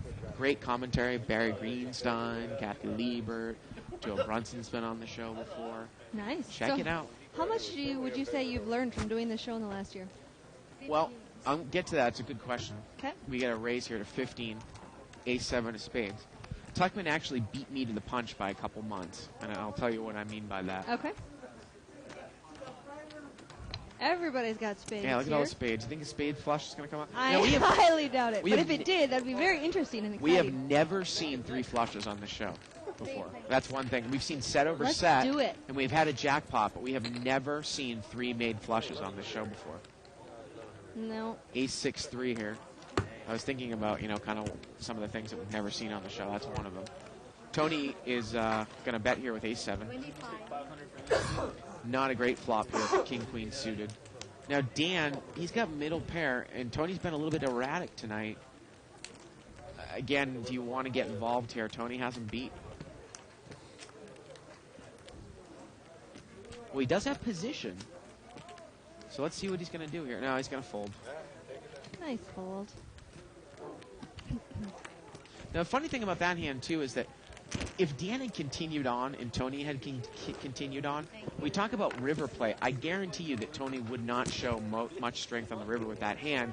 And again, that talk about eliminating certain hands on your river play, because most people are not going to bet a marginal hand. They'll only bet a bluff or a monster.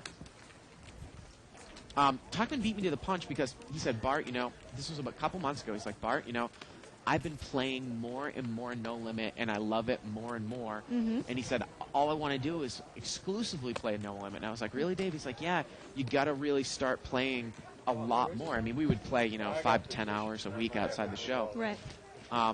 Because commentating on this show, in terms of our live play, is an extraordinary help. Really. And now, over the last few weeks, I've been trying to exclusively play No Limit when I'm on my shift. I try to help Mo out to start the 500 game. And I got to tell you, Tuckman was right. I mean, you can do everything correct in Limit Hold'em, and I have been running so bad in Limit Hold'em the last couple months, and you can continually lose in Limit Hold'em while doing everything right. Right. You're not doing anything wrong. $15 bet here by Ryan. Or, excuse me, by Sean, Jack 10 of clubs. And he's going to get called here by St. John with pocket 8s at the 8 of clubs. Turn is a 5. Check here on the turn. And the river's an 8, and St. John He got probably won't set. get any action here, but Well, Sean's going to come out and bluff here. He's got to bluff it. Turns a 5, river's an 8. And St. John, he's going to make a raise. He's going to make a raise here with pocket 8s. And he's going to take it down there. The interesting thing about that hand, obviously, with Sean, with his stack size, St. John can obviously make easily a value raise there on the river. Now, if you were really deep in a no-limit game and you've got 10,000, the other guy's got 10,000, you make a raise with a set of 8s on the river and the guy comes back over the top of you, then what? And sometimes people will chicken out on the river with raises and they might just call that. I mean, that 8 completed a straight draw. The guy might have flopped the flush. You never know. I don't think the hand was really played out in that manner. But, again, that's, a lot of times that's why, when somebody makes a raise or bets big on the river, they either have something huge or they have a bluff. mm-hmm. Very few you're going to see marginal bets. Dan's going to pop it up here. Seat 5 actually raised to 15. Dan's going to re-raise with ace-king, and Marshall's got queens. And Marshall's going to push all in here on the button. He's got that stack size, Nicole, that I talked about kind of gambling it up with. I mean, he's got queens, he's got a great hand, but he has about 130. And you know what? Dan might call here with ace-king. Yeah. There might be enough dead money in there where he thinks that maybe if he has a race. I mean, we're talking about, there's about $50 in dead money. And So how we'll- much did he put into the pot? Well, we'll get a count here, how much more it is. So I don't know if we can get word of how much more here. Well, Dan's going to call instantly. Looks like it was maybe 75 more. Dan needed to basically call 75 to win a pot that was about 100 to 120. So Sure. he's going to gamble it up here. We know that one of the kings are dead, so Marshall's a bigger favorite. Probably about 61 to 62%. I'm trying to see if any of the other aces were dead. I'm rooting for you. Oh, look at that. There Ace he right is. off the bat. Queen! Turns to 5. Queen! Queen! River's an 8. And Queen never wins. Dan's going to take it down. There you go, Dan. I love how he always finds the camera. Gives it a nice little smile. Nice job, Dan. You know, it's interesting. Somebody emailed us here. It looks like Marshall's headed out. About King of Vegas on Spike TV. Have you seen that show? No, I haven't. I haven't either. I guess it's a show with different table games, not poker. I guess professional gamblers. There are 12 contestants, and 3 of the contestants are professional poker players. Okay. I actually, when I first got into town, was almost, I didn't quite make the cut on GSN's, I think it was the World Series of Blackjack. And that was the first, that was the first time they started putting these casino type games on GSN. Right. And the first time around, I remember auditioning for it. If I had chosen to be an expert in, say, 3-card poker as opposed to blackjack, I would have been on the show. But I didn't. I was so stupid. I didn't realize that that's basically the way that they did it. They put people on as so-called experts, like an expert in roulette or an expert in craps. I mean, Sure. yeah, sure. exactly. Kind of stupid, but 6-4 ace here. Tony's got ace-king. Popped it up pre-flop. And look at this. Again, he didn't bet. Ace 6-4, and he's checked again. Turns a 3. Wow, it's giving Jimmy an open-ended. And now Jimmy's going to bet, and Tony calls. And the river's a queen. I mean, this is unbelievable. I mean, look at that. He checks the flop. Jimmy checks behind him. The turn's a 3. He check calls, and now he bets the river, Nicole. It just drives me crazy how people play backwards. It's absolutely amazing. Can we open it now, sir? Yeah, I'm going to turn that 3, 4, 6 here. I'll take seat 9. Yeah, how many outs you got? You got 10 outs, huh? New player coming in. Going to fill in Marshall's. Marshall is out of the game. Yeah, Marshall down a couple Over to buy-ins. stud high-low.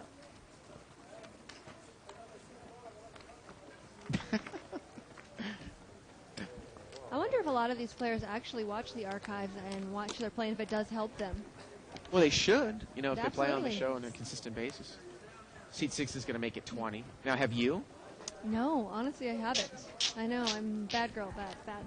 But I should. I really should. I mean, I've learned a lot just by sitting in here watching, like you say, listening to your comments and watching the show. It's very helpful.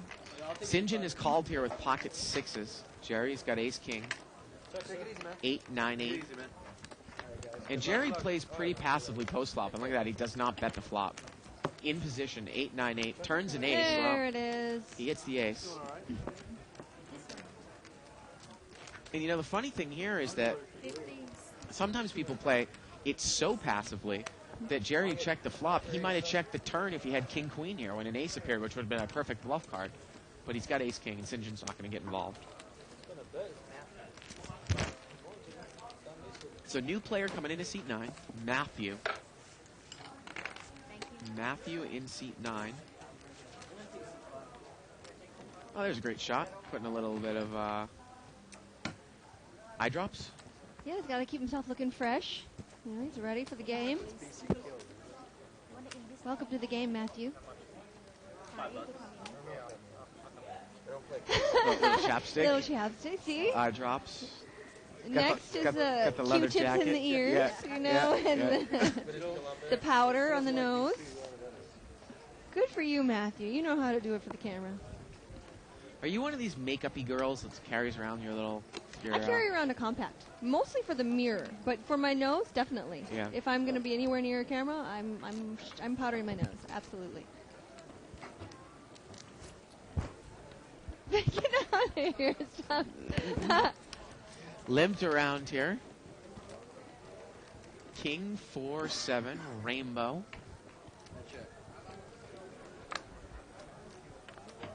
It's going to get checked around here. It doesn't look like anyone really has much. A couple of people have sevens. Turns a deuce. Ace 7 for seat 4. And actually, Queen 7 for seat 9 is the best hand right now. Matthew. And we get a $20 bet here by Matthew with Queen 7. Oh, okay. I had something like that. Somebody said I checked.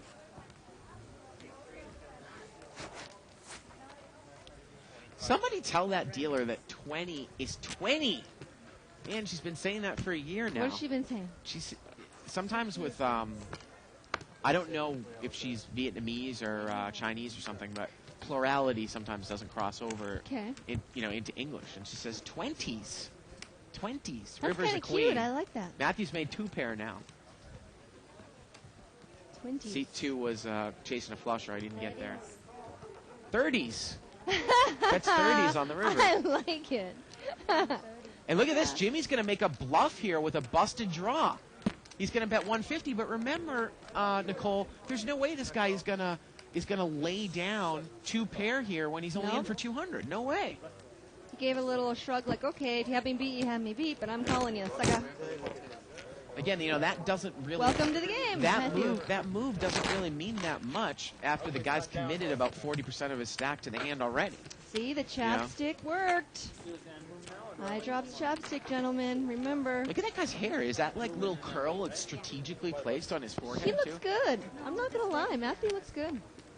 Do you find him an attractive male? He's an attractive man, yeah. Just like, who's it?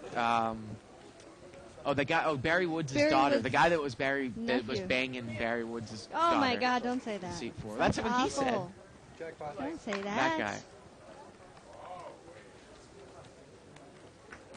That's how Barry introduced me to the kid. Okay, he did? Yeah. Okay. This is the guy He that's might be banging watching, my daughter. He might be watching the show, poor kid.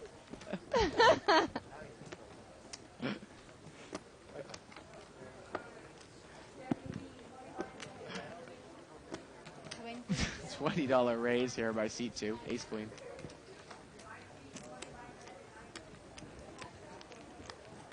Ace Queen here for Jimmy.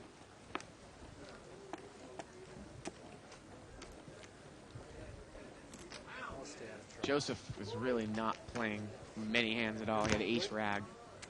Jimmy's going to take it down. Did you beat my 8 high? Joe actually lost a pretty big pot there. Remember that hand, the game that I was playing in when he had that ace 8, Nicole, right? He had 2 pair and the other guy had ace queen. Uh-huh. And he had 2 pair and he lost a big pot. Yes. The ace rag. New player coming here into seat number 3. Oh, my goodness, it's Patrick. I haven't seen him in forever. Yeah, this guy hasn't been here around in a while, huh? Hi, Patrick. Pretty nice guy, right? Yep, very nice guy. Yeah.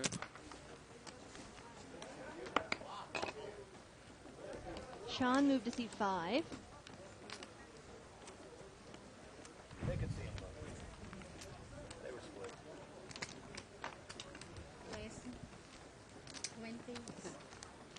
Raise to 20s by seat 5.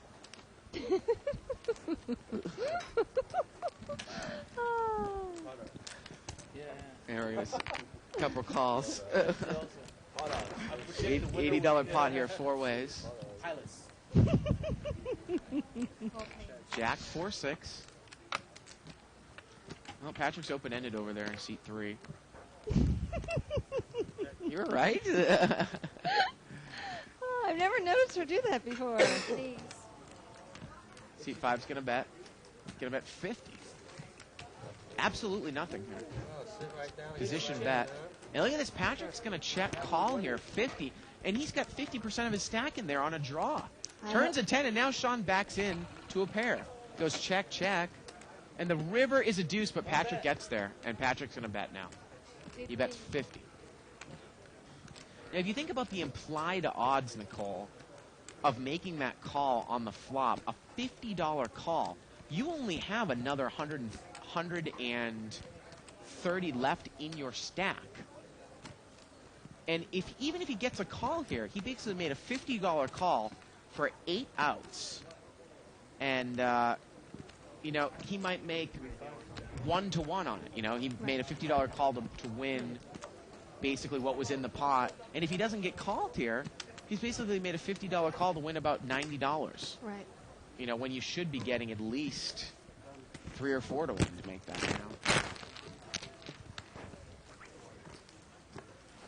There you go. Patrick takes it down. He shows the straight. There you go. And he said he had pot odds. Yes, so. Thank you. Thank you. Thank you for that. What is the thing with Bert and Ernie, anyways? Did I miss the boat on that one? I think they were kind of hush-hush gay. Oh, or they're supposed to be. Or everyone else says they are, who isn't under the age of 5. That's it. Seat open. Hey, you used to watch Sesame Street when you were little, right? Sure, everyone did. Who didn't? Do you remember when Mr. Hooper died?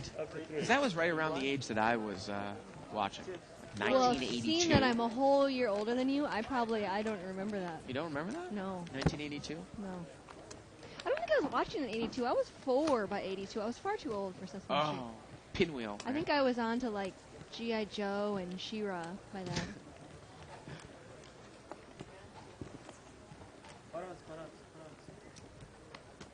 Limped around here. Sinjin's dominating his people here. This is how you come say hello? 6-way. 6-way action. 200. 2001. Queen 3-7 here.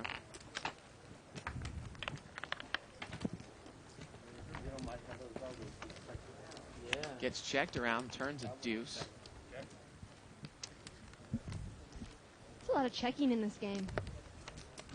I prefer betting. Let's do some betting, guys. Yes. River's a 6, and Jerry's made 2 pair here. 6s and deuces. And he's going to bet. Looks like he's moving his whole stack in there. This is Bet 65 into about a $30 pot. And he's going to take it down. So you've been in the Metrodome before? Oh, gosh, yes. Yeah. Million times. Where did the Timberwolves play? In the Metrodome? In the Metrodome, really? Yeah. Oh. It's on a separate arena? No, they have a new stadium. What do they have? I forget. Oh, man. Sports, I don't remember. Oh, I can tell you of a great beauty salon downtown. Oh. You never met Kirby Puckett? Oh, probably when I was 7. But yeah, they played in the Metrodome. The Yeah. Twins do, but I want to say that the Timberwolves have a new, I don't know. Somebody from Minnesota, tell me. Limped around her. 15. Up to 15. Remember when Jeff Reardon was the closer for the Twins? Yeah, Early 90s? no. No? Mm-mm. $15 raise here by Jerry. Couple callers here. Joe's going to come in with 4-5 offsuit. Seat 9's in there with Queen 10. Seat 2's in with 8-5 of spades. 4-way action, $60 pot. Jerry, the pre-flop raiser. Oh, it's missed everyone. See, and again, Jerry, if he fired here, he might take it down, but I got to think that he's probably going to check the way that he's been playing. Well, I'm wrong. He's going to bet. He's going to prove you wrong, Bart. Okay, prove me wrong. And that's a great bet in position. It's a nice bet by Jerry. I He don't should think take it anybody down. can call. I just think that Jimmy's the only one that has anything, and that would be a gut shot. That can't really call. Jerry for that. plays it pretty ABC. If he just stepped it up, his post-flop aggression up a little bit in position, I think he would do really well. And he's going to take it down. There you go. Good job, Jerry.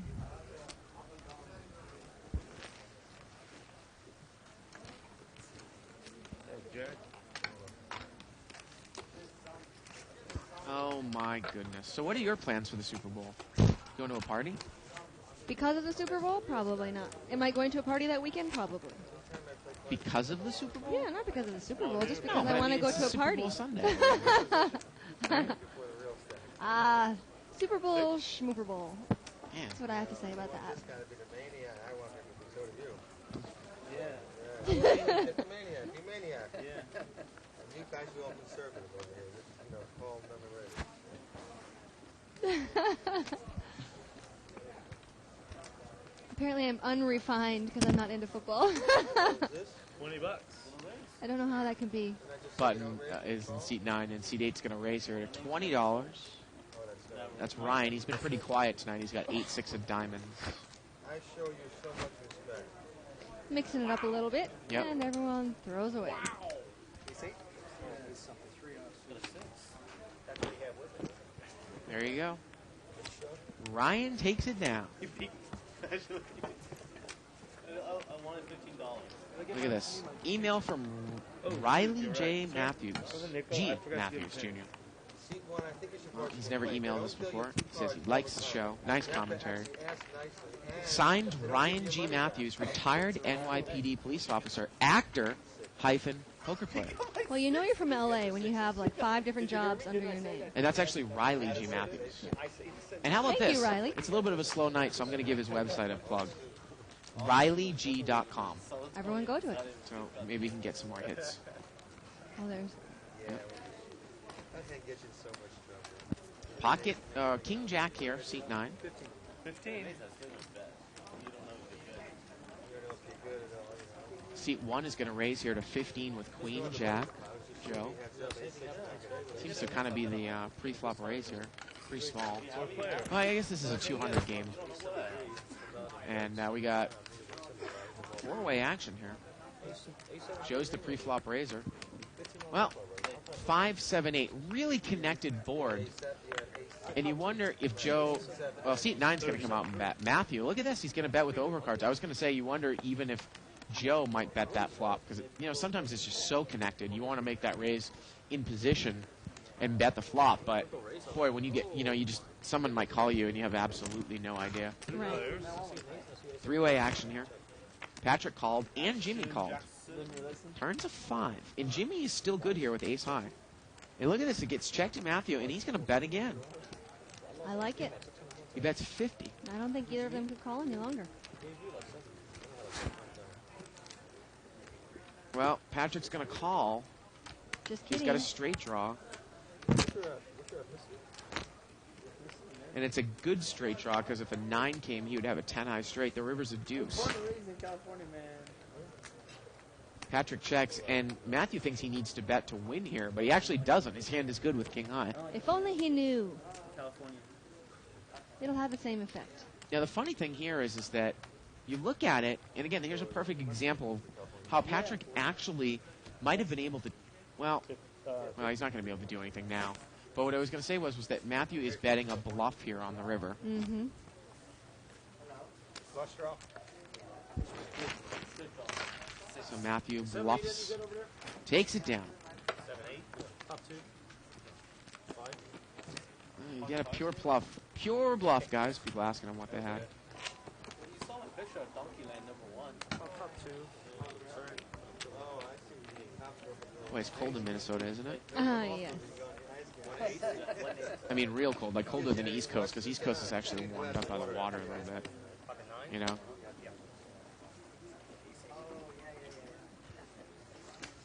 Seat 2 here on the button. 7, 8. Another email here. Steve Hare. I'll get to this in a second because I think it's an interesting email. Limped around. Pretty passive table here. We got about an hour left in the show.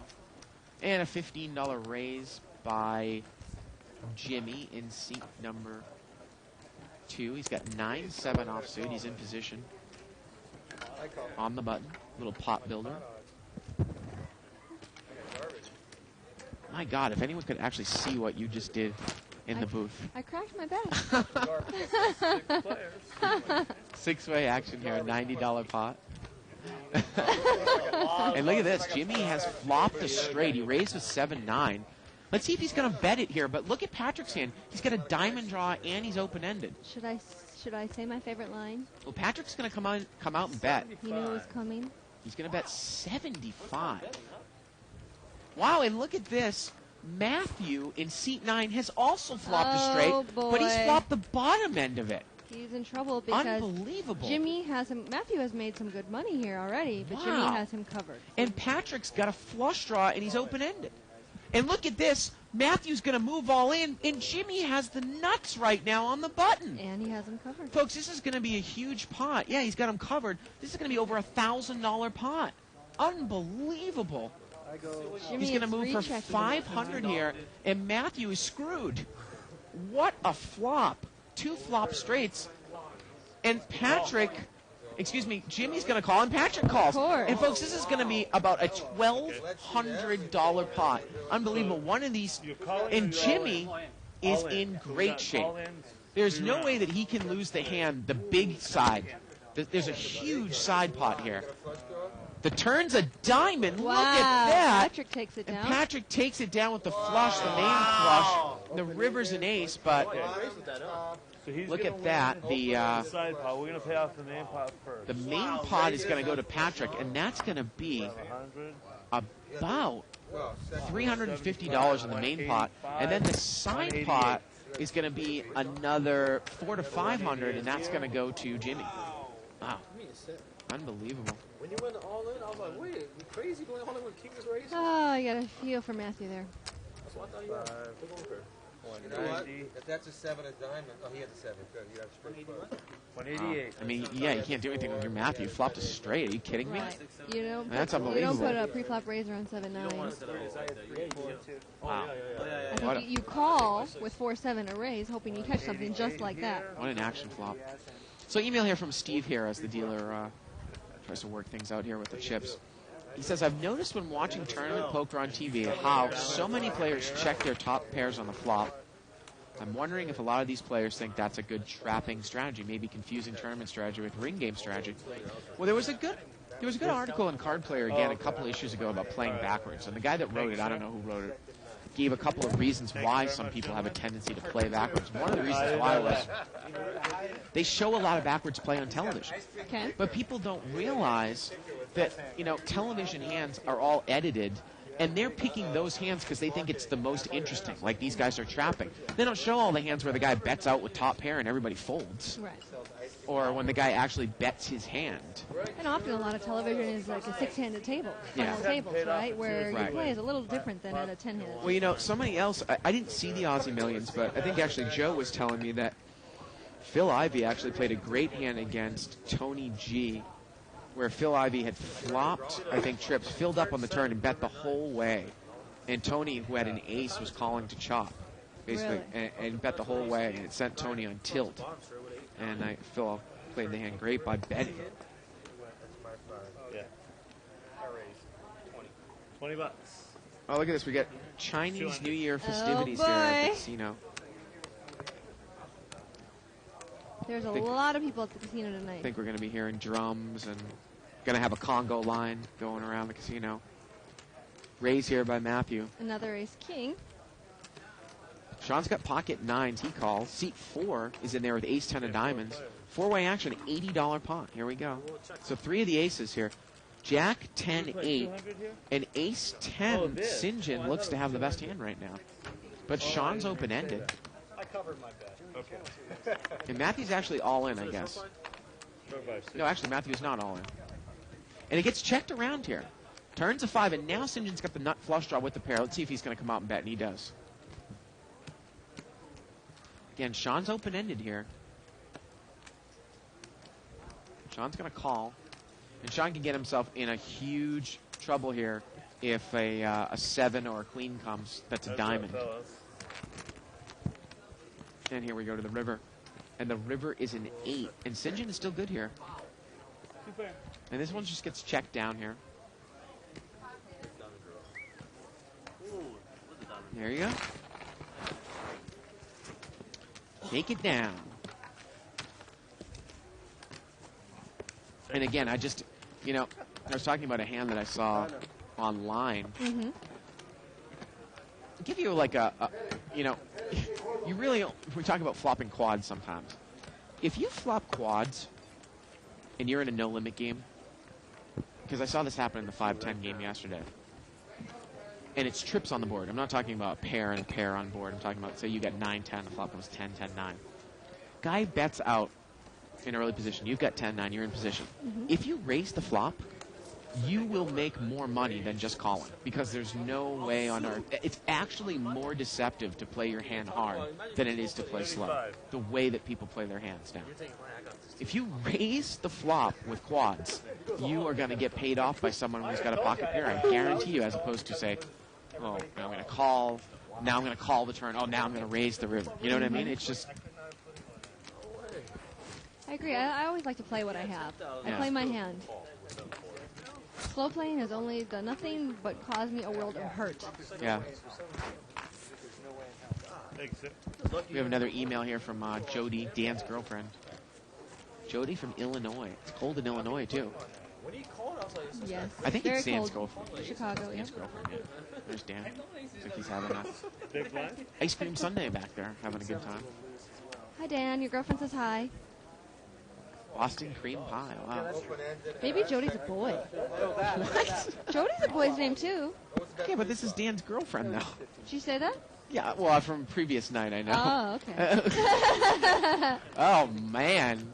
Jeez, is that how it's going, huh? I didn't know that this night was going to turn into that kind of thing. You guys give me so much crap, it's my turn. Oh, yeah. If anybody called me, it was him. Because he was You thought you got it. that's the only person.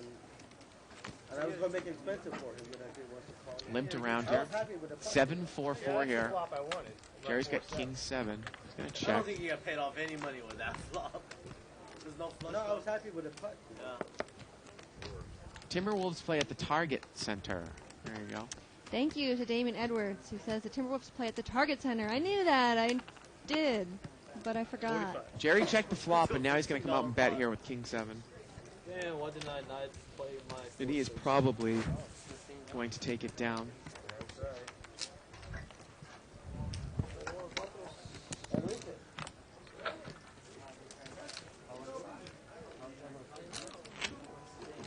Yeah, these guys who do like these Chinese New Year festivities.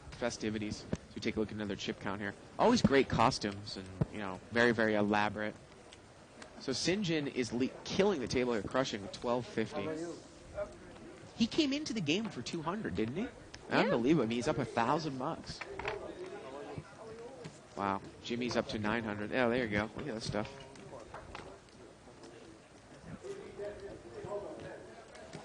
Wow. Good shot of that. Limped around here.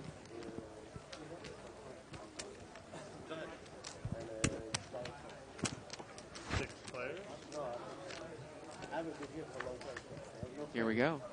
6-way action, limped around. Queen 8 Jack. Seat 9's going to come out and bet here. He's all in for 30. He's got Queen 10. The board's Queen 8 Jack. How do you feel, Bart, about ace small suited, like ace deuce suited? I think I'm changing my theory on it. How do you feel about Well, that? was your theory before that you actually did play it? In limit, on the button, I would play those hands. Right, But now right. I'm thinking of not even on the button. What do you feel? Are you talking about? Raise, Are you talking no about raise. limit or no limit? Limit, In limit. yes. First tell me your theory about limit, and then tell me no limit. Well, in limit, you know, if you're opening with it, you're gonna. I always like to drive with my hands in limit. I get it. I mean, if there's one limper and I have ace something suited, I'll definitely raise. If I'm opening with the hand, I'm definitely gonna raise it. If I'm in, if I've ace something suited, I'm in the last 4 positions. I will probably last 3 positions open with it for a raise. Early on, I fold. It's an easy fold. People get get caught up so much with ace rag suited in early position. If there's 2 limpers, I'll probably just limp on the button with it. And now what about no limit? Well, you know, no limit. It's a tricky hand. We'll get to this in a second. $15 raise here by seat number 1, and Ryan's going to move all of the rest of his chips in with ace 10. 130 here. Couple times. I like your 3 to 5 over there. So pocket eights here at Jimmy raised with pocket eights, and Ryan has moved over the top with ace 10 of diamonds. You call me? So let's see. And you know what? Jimmy's going to make the call here. We can see that one of the aces is dead in St. John's hand. So pocket eights is going to be over a 60% favorite here. You don't? Trying to see if any of the aces or tens are dead. Just looks like one ace is dead so far. So here we go. I want to see both ends, right? And this pot is going to be about $200. $200 race. Here we go to the flop. Oh, Jimmy's good so far. Yeah. Jimmy's still good. Ryan can pick up a jack now for straight, and there it is. There it is, runner, runner. There it is. Yeah, running straight. Well, getting back to that conversation about no limit and ace rag suited, in early position it's an easy fold. You know, in late position, I mean, you can obviously play with it. You can also raise with it. Actually, that was one of the hands that Barry Greenstein addressed when he was on the show. What did he say? He said that he doesn't even raise with it in late position. Does he call? Or does he He throw said it away? he'll sometimes call with it, but he's really trying to hit flush possibilities, two pair possibilities. Straight. You're not, yeah. If you're playing ace wheel card, Right. something like that. If you're, yeah, ace wheel card for a straight. But you don't want to get wrapped up in a top pair battle with ace rag. No, There's yeah, no way. no, that. But even just playing ace small suited, how often do you ever really catch a flush? Or how, you know, I mean, I feel like even just calling nowadays, I feel like all I'm doing is wasting money. Limps around here. Well, actually, we got a raise here by Dan. Got it actually by seat 5, pocket eights, and Dan just calls here with ace king. 6-way action. Sean raised with pocket eights. $90 pot. Pocket eights all over the place tonight. King, jack, jack. And Dan is good here with ace king. I think we have king, queen, jack. King, queen, jack. King, queen, jack. Dan's going to bet. And actually, because it's king, queen, jack, Joe's flopped a straight in seat 1. Dan's bet 80 here. And I believe that Joe checked it from up front. And he's going to check raise all in here. And he doesn't have very much left, so I'm assuming Dan's going to call. Now, that was a different play, and I think Joe played that hand correctly by checking and moving all in, because you don't actually want to come out and bet. You only have 100 and scare everybody away. Right. But he's going to commit all his chips on the flop. He just hopes to God that at least somebody bets the flop. I mean, unfortunate for him would be, you know, some sort of action-killing card or some card to bring a chop to the board Right. if nobody bet and say an ace or a 10 peeled off on the turn. But you got to think that somebody's going to bet that board. It's got to hit somebody, you know, in a raised pot. $19 more. So it's $19 more, and Dan's not going to be get away from it for $19 here. And Dan is going to need to hit a running full house here.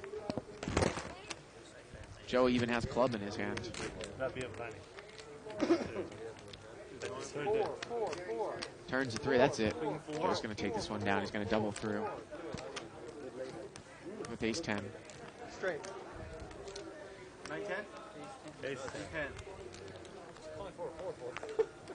Your hand. Because he doesn't want him to get I don't want the board to pair. Ace 10. He's got one pair. Do you go back to Minnesota like over Christmas time? Yeah, I usually go a couple times a year. Yeah. One pair, get ace king. That's where all my, well, a large portion of my family is there. All your ex-boyfriends? Yes. All millions of them are all in Minnesota. Millions, huh? Yes. I have a lot, you know. Very busy.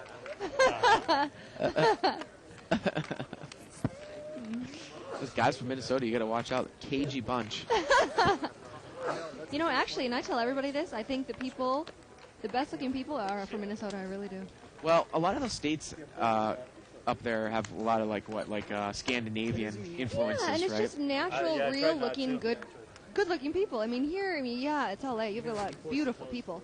But You don't it's- like the it fake has boobs and the collagen lips? It's not even that. It's, I mean, the whole attitude about it as well. It's just everything. It's just, you feel like you can't even say hello to somebody. You Yeah, know? but people in Minnesota always have to cover themselves up, though.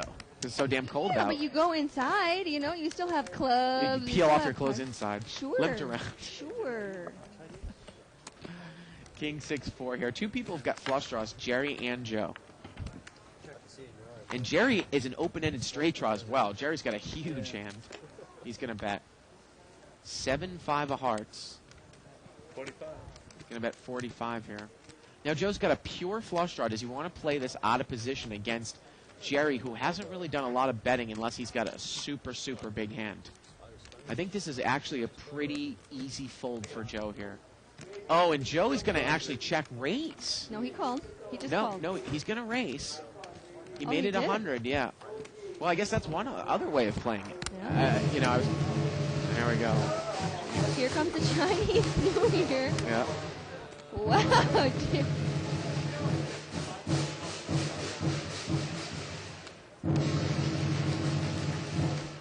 And Jerry has to think about Happy this New decision. Year. I mean, Jerry's hand is pretty much big enough just to go all in there. I mean, I can't imagine. Yeah. He's going to move all in.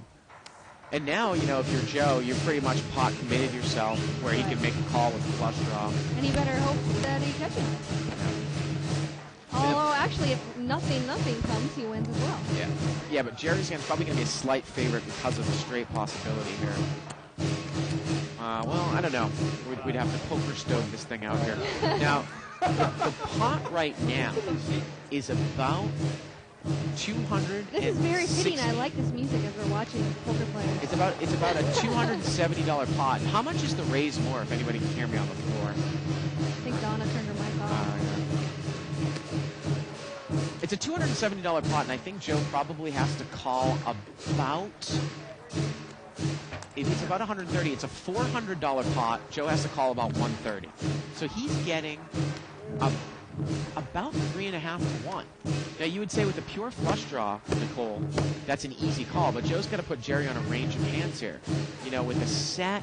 Well, if he's getting 3 to 3.5 to 1, if I'm doing the math out, he probably can call the flush draw regardless. I can't hear you. I'm dancing too hard. But he's going to fold. So I guess the price. I mean, Joe's an advanced enough player where. He can work that math out in his head. Maybe he just didn't think the price was right. I couldn't tell how much money was out there. Rabbit cam, we want to see it. Look at that. It was just for that hand, too. Now the music is done. Why is... Oh, here we go. Why is Chinese New Year always like in February or late January? It's different every year because their calendar is different than ours. Right? But I'm not Asian. I do not know. Yep, you're not Asian. Unfortunately for you, right, Bart? I know. I should know all that stuff. Should know all the details of that. Ace Queen here, seat 7. Where are my symbols when I need them?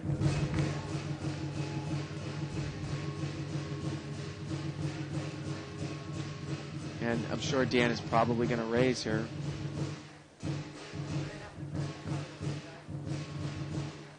Oh, Dan's just going to limp. Chinese New Year starts tonight. Saturday, 35. $35 raise here by seat 9. He's got pocket 6s. Dan limped in with ace queen. 3 flop. So he makes it 35 to go with 6s.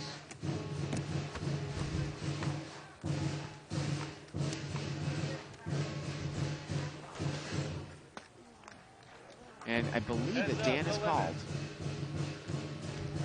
Well, King deuce 10. That's probably not the flop that Dan wanted to see with ace queen. And wow, somebody moved all in there. I think it might have been Dan. Well, maybe it was Matthew. Oh, and Dan rivers the straight.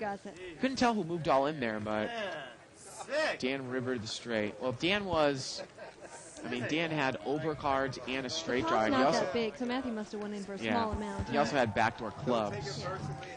And Matthew is, him and his leather jacket are out of here. See you next time, Matthew. Why don't you go get his phone number, Nicole? I don't do that. You don't get guys' phone numbers? Not at casinos. Not at casinos, really? No. There's better places to find men. There are much better places. What, like Starbucks? Like someplace it's a secret. In secret? Ooh, secret. I can't tell you because then you might show up. Come back in? Gonna give away the big female secret. Yeah, it is. Only girls know. Wow. I don't know, man. don't know how you got off that hand. The last one. I don't know how you got off that hand. 4-6. Button is over there in seat 6. Or seat 4, excuse me. Limped around here. Again, not a lot of pre-flop raising in this game. I know. Easy money. Yeah, boss. We like you being cold. Check. I'll tell you after we're done playing them.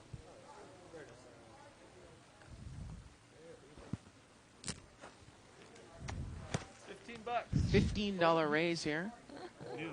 More. by Dan. I pulled in all the bets already. Dan's going to raise with King Queen offsuit. Seat 2 is going to call Jimmy, 6-7 offsuit, and St. John is going to call here with Ace 10. So here we go to the flop. Ace 8 deuce here, and St. John's got top pair. Let's see how he's going to play this sometimes tricky hand. He's on the button. He checked it, Nicole. Oh, wait a minute. Did he check it, or is he just simmling along with the festivities? Turns a 9. Well, I guess he did check it, and now he's going to bet. No more checking. He's bet now. And Jimmy's open-ended now. Picked up an open-ended straight draw. So St. John checked the ace, and Jimmy just check calls here. And these guys are pretty deep. And the river's a 5, and Jimmy makes a backdoor straight, but it's a club. It's a third club, and he's going to come out and bet. 50. He bets 50, and if I'm St. John here, I might call, and he is going to call. And the straight is going to take it down there. Still play my ace. You got it this time. Check. That's kind of inside my trap here. And seat number 9.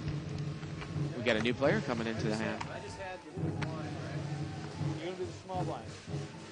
Email here from Timothy Sajewicz from Milwaukee, Wisconsin. Says he loves the show. Keep up the good work. We also had Trish email us from last night, Michael's mother. Unfortunately for Trish, she had a couple of bad beats last night. And What happens? It's poker. Ace Queen of Diamonds against King. You want to? You could buy. I think it was King 10 of Diamonds, and it just she just got killed. And Jody's emailed us back and has confirmed that she's a female. Thank Dan's you. girlfriend. Thank you, Jody. Yep. I wasn't saying that his girlfriend was a male. I just didn't know that she was his girlfriend. Yep. She did not address that in the last email, and I'm not normally here. That's why I was asking you. Because Jody is I know some male Jodys. 15. Yeah, you're right. It can be one of those gender neutral names. $15 raise here by seat number 1, Pocket Kings. 6-7 offsuit. Four-way action here. Here we go. 10-7-8 here. So 6-7's got a pair and a straight draw. Joe's got Pocket Kings, seat 1. I hate seeing a board like this when I have an overpair. He's going to bet 50. Is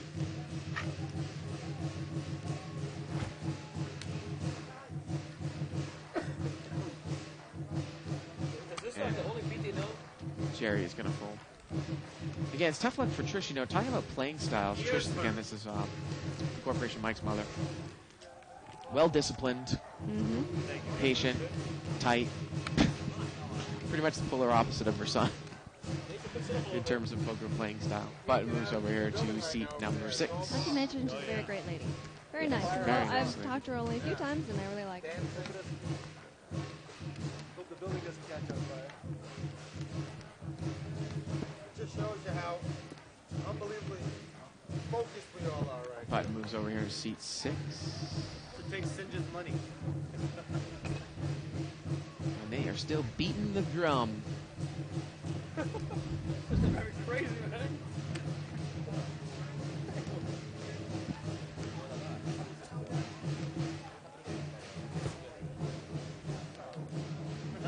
King Queen offsuit here, seat 1. limped around here. 5 players. 5-way action. That's a $25 pot. Here we go to the flop. Jack 4-3, couple spades. Dan's got a flush draw. And no one has a pair here, it does not look like. And it gets checked around. Dan, and the turn's an ace of spades, and now, look at this. Dan has a flush now, but Sean had a pair, and now he's made 2 pair on the turn. Wow, look at that picture. Wow, that's crazy. It's beautiful, isn't it? Dragon. Now look at Joe. He's got the second nut flush draw. He's going to fold. Sean has got 2 pairs. He's got aces up, but Dan has a flush. Dan has come out and bet, and Sean is called. Jerry's going to fold here. So Dan has this hand won unless Sean fills up here on the river. And the river's a king, so Dan should put a nice value bet out here on the river. Wow, he's going to check into Cole. And Sean checks right behind him. I don't know why he didn't. Why did he check the river there? Maybe he thought his 9 high was no good. Oh, yeah, but the guy only has like $100 left, though. That's what sometimes can make this game easier in restricted buying games, that you don't have to worry about that kind of stuff. You can value bet without worry of the fact that it's going to cost you a lot. Right. So, Dan takes it down.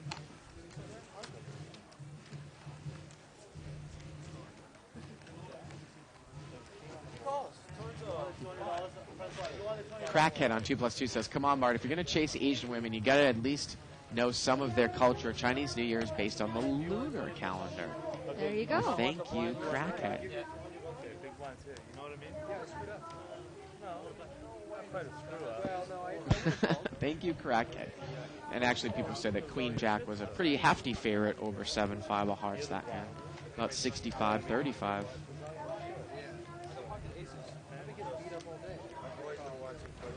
Surf on the Line Night makes the point, Bart's commentary is sometimes borderline creepy when it comes to talking to or about females.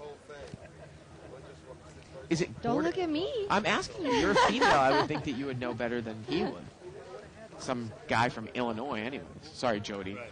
But, you know. I don't know. You don't know? No. It's not creepy. Lived around. 4-way action here. King, queen, deuce here on the flop. Ryan's got top pair here with the king. And he's going to check it from up front. And Jerry has flopped. Look at that, top and bottom pair. Queen, deuce. He's going to bet 30. Now, is Ryan going to get involved with his hand? I think he might. If he can lay it down, I'll be very, very impressed. Remember, it's Jerry who's betting here. And Jerry is not that aggressive, you know, post-flop, unless he has something. Well, he makes the call, and Ryan's in bad shape here. Here we go to the turn. Turn's a diamond. Let's see if someone can represent. Now, Ryan actually picked up the second nut flush draw. Ryan checks. It looks like Jerry's going to push a little bit here. Yeah, he is. Bets again. So now Ryan's got top pair and the second nut flush draw. And now, you know, he might get even more involved. $75 bet here on the turn.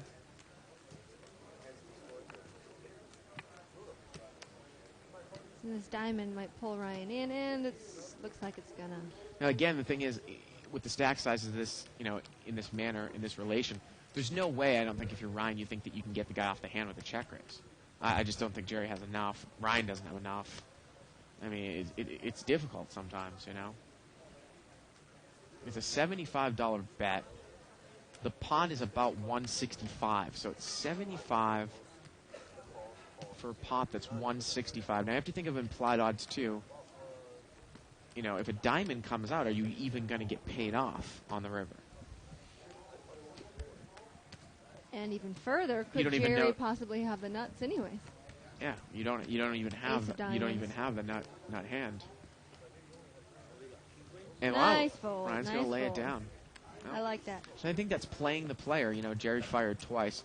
The river was an offsuit 6, so Ryan would have missed. Jerry knows how to find the camera, too. I like it, Jerry. Yeah. Gave a little look. Nice hand. That's right. Played a long time.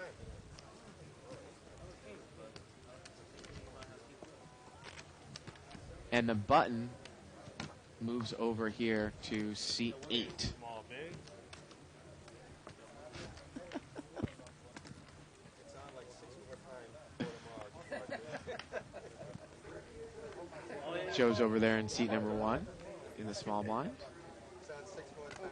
Get a look at the table. St. John's the big winner tonight. And St. John's going to pop it up here. He's got ace-10 offsuit. He's going to make it 25 to go. Now, Jerry's got ace-10 of spades. He's going to make the call.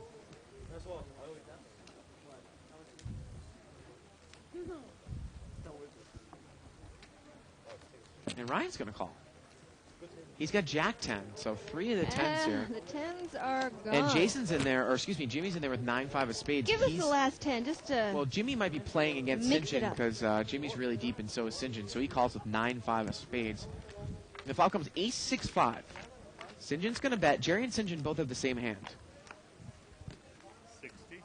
He's going to bet 60. Now, are you going to get involved here with ace-10? You are in position. You don't have a club in your hand. You know, did you play, you know, ace-10 isn't necessarily ace-rag, Nicole, right? But, No, it's not, but it's not ace-queen or ace-king. right. That's why at this point I think I'd either fold or go all in. Really? Yeah.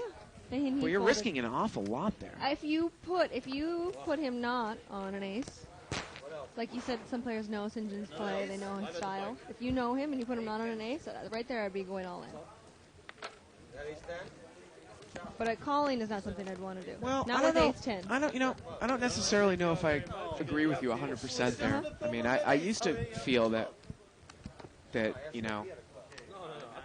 raising or folding is always good, but the more Well, and when more. I'm looking at Jerry's stats, see, if he called 60, he has, 200 left? Yeah, but remember though, I mean, he's moving all in. Are you moving all in with what you think is the best hand, or a hand that you think you're going to try to get St. John off of, like ace king or ace queen? No, I'm thinking if he thinks he has the best hand, it's all in there. If he doesn't, then it's fold. That's my thoughts. If I'm sitting there and I think, Well, I've got my thought might be Uh-huh. is that if I call in position, Uh-huh. I can further evaluate if I think I have the best hand or not. Whereas right then and there, it's kind of an incomplete picture. You only have a little bit of the story. You've only had pre-flop and flop play. Yeah. So I don't know if I want to commit all my chips because I don't know if I have the best hand there. Yeah. And sometimes calling in position can be a very strong move and no limit. So, I mean, that might be how I call it. And then you never know. You know, if a club comes out on the turn, you could represent there too. Position, position, position. That's what this game is. I just think that moving all in is risking a whole bunch there, and you might only get called by a hand that's going to beat you there. King, king, 3 here, and seat number 8, it's got a king. That is Ryan. Ryan has the king. And Dan is going to come out and bet as a bluff. He's going to bet 30. He Dan does have periodically bluffs, yeah. He does have an ace, Ryan's just going to call. which he may think could be the best hand right now.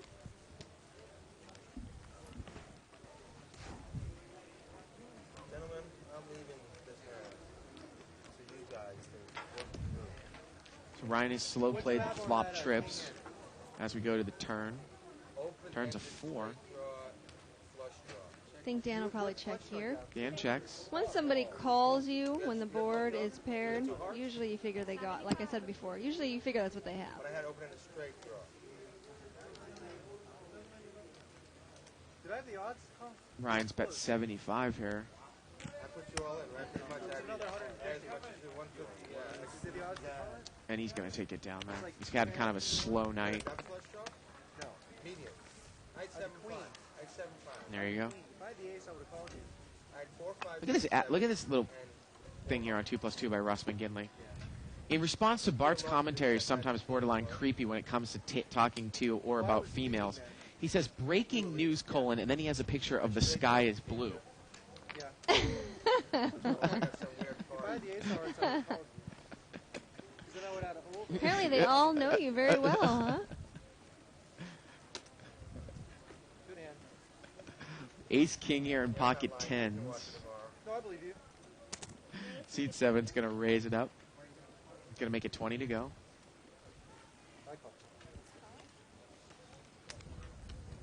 And got a couple callers here. Seat 8, Seat 1, and the button on Seat 2. Pocket tens. Yep, that's the razor. Now, Jerry's hand right now, he's got ace-king. It's back to him in the blind. Mm-hmm. He could actually make a big move there with a lot of that dead money, but he just chooses to call. You know, he could have made a big re-raise and maybe taken it down right there. There's about, $80, $85 dead in the pot. Here we go to the flop. 7-3-6, couple hearts. Now, Jimmy's got top pair in Seat 2 with the Jack-7, but Dan has an overpair. See if Jimmy's going to get himself in trouble. Dan bets 40 into a pot that's $100. Pretty weak bet. And let's see what Jimmy's going to do here. Now, Joe, he's got middle pair and a straight draw. And it wouldn't be out of the... Well, he's going to make the call. I was going to say, it wouldn't have been out of the realm of possibility where Joe might actually pop that up. Jimmy overcalls with Jack-7, and the pot is now ballooned to about $220. I can't believe that Dan only bet $40 there. He didn't really push that hard. Turn is an 8. Dan is still good right now. Just a ton of draws out there. And he's going to check with pocket tens. And now Joe's trying to figure out, boy, well, is the guy behind me on hearts? Is he on some sort of draw? Do I have the best hand now? Is my pair of sixes the best hand? Well, Joe checks, and now Jimmy's going to bet 60. The pot is now 280. It's 60 to call.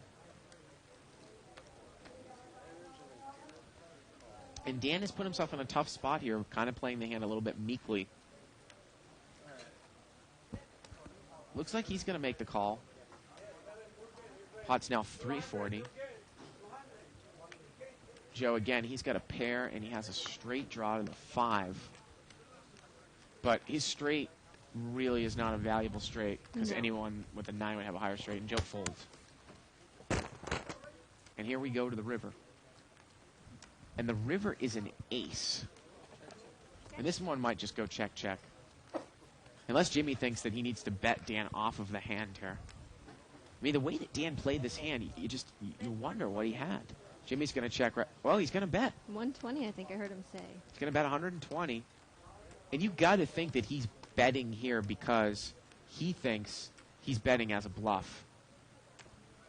Again, a lot of people aren't going to bet their mediocre hands. I can't imagine that he's thinking he's value betting here when an ace popped up on the river there. I think he thinks he's bluffing here with a mediocre hand, which sometimes you will, because he thinks that Dan might have a better hand.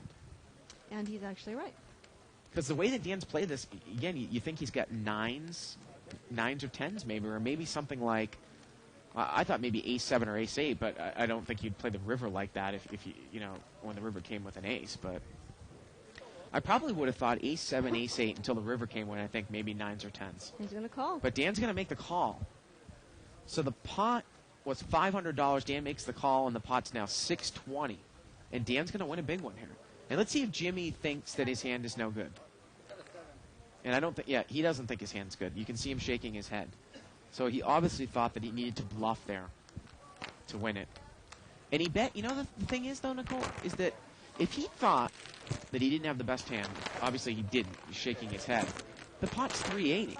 That's one of the other things that people miss out on these lower levels. You got to make a real bet on the river. And he bet 120. I guess you can make a case for it and say, well, he's making it what looks to be like a value bet that wants to be called, and he's risking not that much to try to bluff Dan off the hand. It's harder to do than to say, too, to make that big bluff in the end when you, like you say, when you know or you feel like you know that you're beat, but you feel also that you have to make this bet. And then you think, God, crap, the pot is $400, and what do I have to bet to, and what if they call me? And when you're in that situation, it's so much harder than when we're sitting here to say, oh, yeah, if you could totally just bet 300 there, Dan might have thrown it away.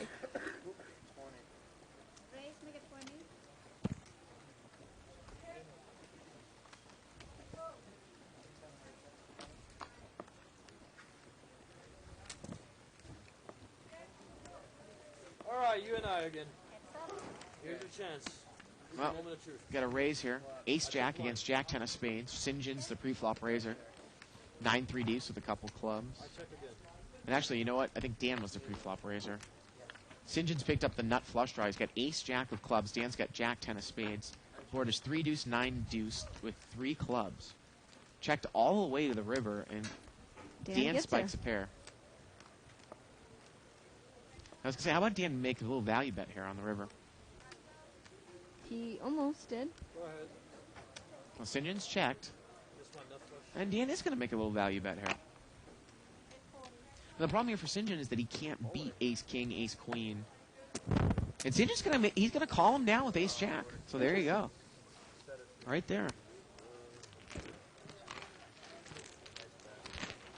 Dan takes it down. It's about to turn. Ace of clubs. Ace jack. Call the ace.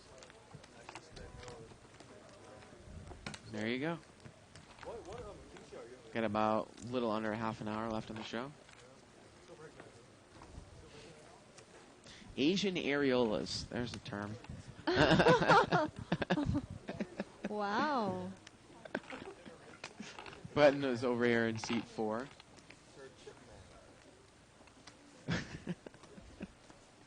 Thanks, SP Surfing Michael. 2+2.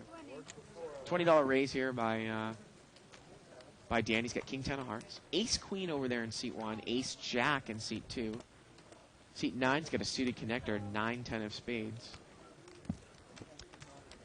Joe's going to call with Ace Queen in seat 1.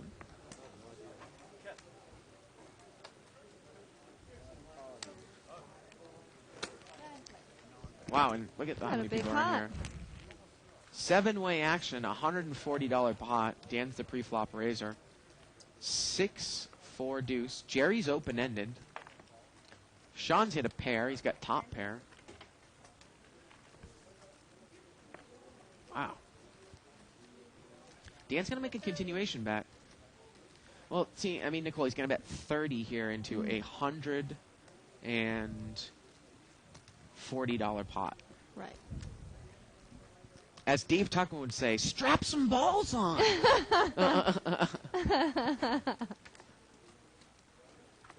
And Sean here, I think he's going to check raise pretty much his stack all in.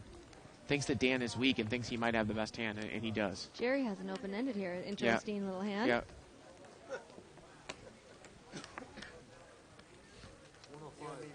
Well, you know, if you're Jerry here, I don't know if you get involved because, well, you know what though? But the thing is that how much money is it here from Sean?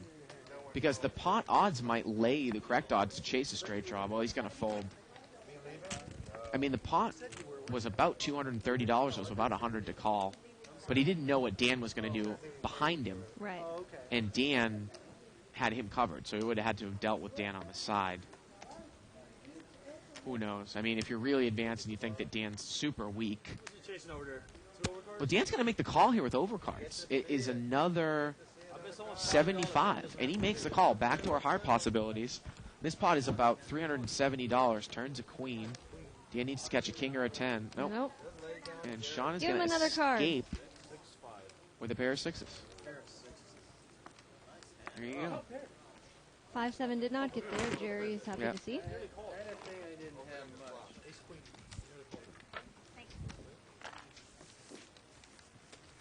If it was up to me, I would call it. Are you a city girl? What do you mean, city girl? How do you mean? Did As you in live not in a like? farm girl? Yes, Well, you Minneapolis. said you liked the smell of manure. Yes, but I grew up riding horses, actually. I am a Oh. city girl, but I would go to a barn. I am a show jumper for horses. English So, style, Western yes, style. English jumping. Have you seen jumping on television? Well, like equestrian. Yes, equestrian jump. No, people jumping. Yes. Oh. that's what I did in college. So I'd go to the barn about 3 times a week.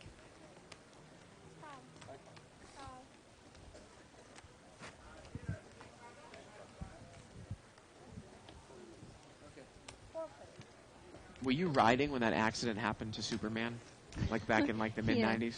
Yes, Yeah. but there's millions of people that ride, and so it's kind of like the freak Yeah, thing. You yeah. know, it's not like that happens to everybody. Queen Jack 10 here on the flop. It was limped around. A couple people have top pair here, Michael and Jerry. Jerry's going to bet 30 here. Michael's going to call.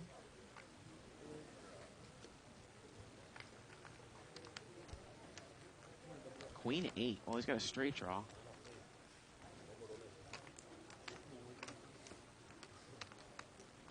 Call. Well, you know, Dan called in between with the 9, open-ended. But, I mean, look at the value of that straight, though. He's open-ended, but what about when a king comes to make his straight? Right. What good is that, right? Is that a good straight? Here we go to the turn. Turn's a 7. And, well, I guess Michael's kicker still plays right now, right? Yeah.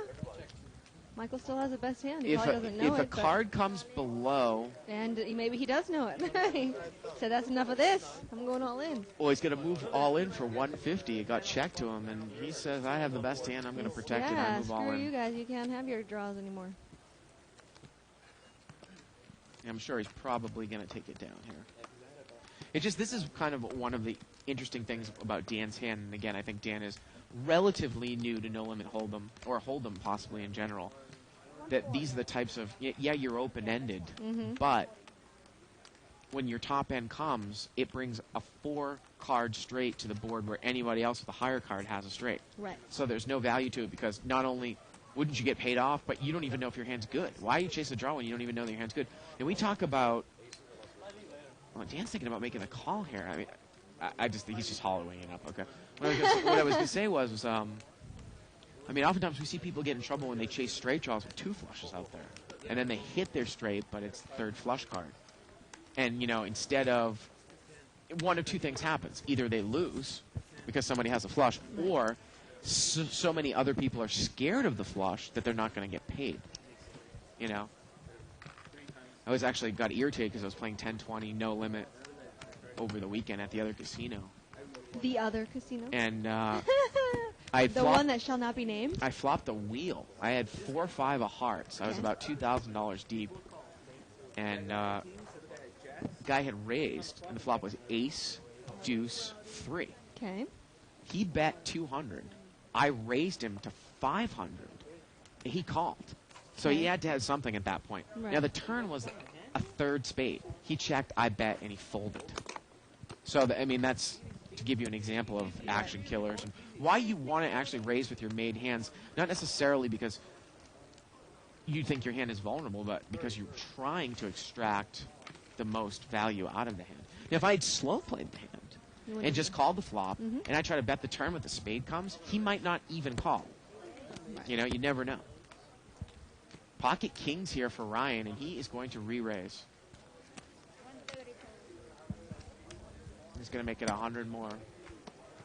So it's 140 to go. Raising, I believe it was Sinjin, who came in for a raise, a 6-5 offsuit. Jerry called in between, and I'm sure both of these players are going to fold.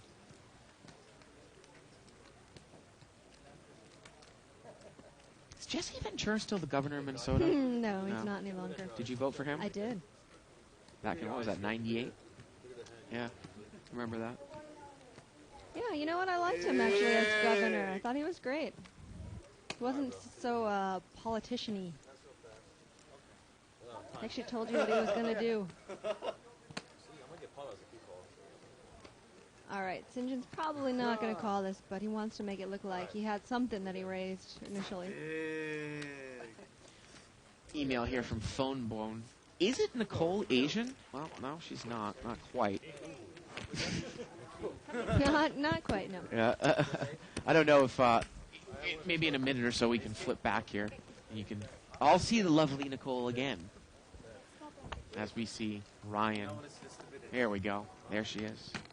The lovely. I told her I was going to get all touchy-feely with her. Oh boy, I'm definitely not Asian. No, I wouldn't think so. But it moves over here to seat 7. Pocket queens here. Seat 2. I know. That is Jimmy, and he's pretty deep. And it looks like St. John's got... Wait, I saw one king. Oh, he's got king, queen offsuit. Okay. I raised with like. Well, I got a raise here to 20 with pocket queens. St. John calls, king, queen. Seat 5's got pocket 10s. He calls. And 7-3 suited in there for Jerry. So we're... And Seat 1's going to call. Wow. 1, 2, 3, 4, 5 more action times 20. It's a $100 pot. Here we go to the flop. Jimmy's the pre-flop raiser with queens. King, Jack, 3. Well, St. John's hit top pair here. See if Jimmy's going to fire out here with the queens. Now, again, you know, in this case, it actually gets checked to St. John. What I was going to say, Nicole, was in this case, sometimes, you know, months before, I would say, well, why would... If Jimmy comes out and bets here with queens, should you raise with king, queen? And a couple months ago, I would say, yeah, that's probably a good raise. Now, I might say call and see what happens on a later street in position. So what if you call and he goes all in on the turn? Well, you know, if he calls and he goes all in on the turn, I think at that point you're probably beat. It's a hell of a move if he's got queens.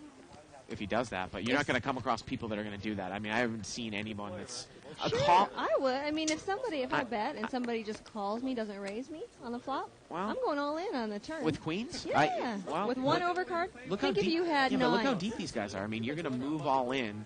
You've got 700. St. John has you covered. The pot's 200. You're just going to move all in on the turn for 700? Because I figure if someone's just calling me, they have some kind of draw, or they have a small pair. They have, that's how I see it. Well, I think that's why calling can represent so much in No Limit, because you could be on a draw. You could just have top pair and just figure you want to see what the guy's going to do. That's why position's so important in this game.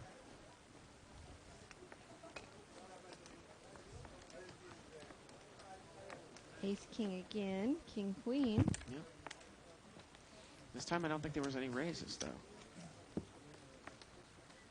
Actually, Jimmy raised it under the gun with king, queen. And Patrick just called with the ace, king. And we're going to see this one 6 ways. So it's about a $90 pot. 7 ways, actually. There you Queen, go. 7, 9. Well, Jimmy's hit his top pair here with king, queen.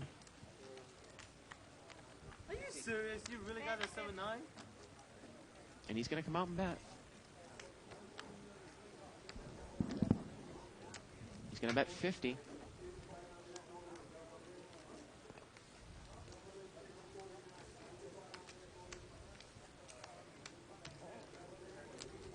don't even worry about it. He's smoking. Look on his face. I played with him too long. Wow, look at that. Ryan's on the button there with 10 deuce of hearts. I'm gonna give away my game. I play with you every single day. I know you're crazy. No one's going to play.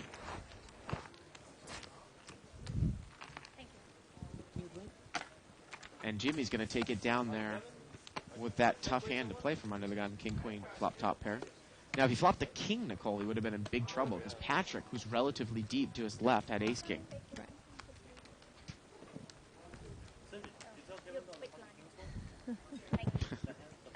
And actually, Paris Hilton got bucked off a horse, too, in the Simple Life show.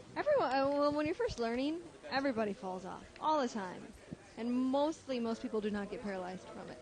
So it was a really if you get bucked off a horse, are there good chances that you're really going to get hurt badly, or can you sometimes not get hurt? When I was learning to ride, I fell a million times. Just seems like you hurt your pride a lot. That's what you hurt, well, really. If you get bucked off a horse, I think it's easy that you're going to fall on your arm, in which case, you're going to break your arm. You think so? What's funny? It was because of your moving and the momentum. You kind of roll a little. It's not direct. Honestly, and you're just so embarrassed that you don't feel it anyways. Maybe tomorrow you'll have a bruise, but who knows? We get a raise here. Jimmy, 25, king 10 of diamonds. Dan's going to call with jack, rag, suited. Some people play these up and down suited cards, and I wasn't there. it's beyond me why, right? I mean, we talked about ace rag suited not having value. Why would you play jack deuce suited? As we go to the flop here. Big hand for Jimmy. Overcards and a diamond draw. Jimmy's going to bet 40 here. And Dan's going to fold. Dodge a good bullet. I think they're starting to do reruns of the first season of A Simple Life on E. Really looking forward to it. I love that show, I man. never did watch it. Oh, God. Paris Hilton and Nicole Richie going around the country in little skimpy outfits. That does sound good. Yeah. Actually, Nicole Richie really made the show. She was pretty funny. Pretty funny girl. Sassy. I like that word, sassy. I like to call myself that often. No. I just give you a extra card. I would take my cards back. Buttons over there in seat number 1. No, We got about 10 minutes left in the show. You can still email us at liveatthebike.com. Tune in tomorrow. We'll be doing our 10-20 unrestricted buy-in no limit hold'em game. Thousands and thousands and thousands of dollars on the table. 7 players. 7-way action here. King, queen, jack, and look at Ryan. He's flopped a straight in seat 8, the ace 10. See how he's going to play it here. It's a rainbow board.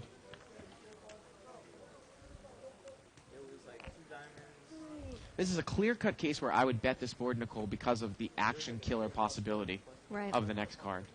Now, Dan's going to bet 30. So do you call here or do you He's raise? got ace jack. I probably would raise a little bit here. And Ryan is going to raise. He's going to make it 90, okay.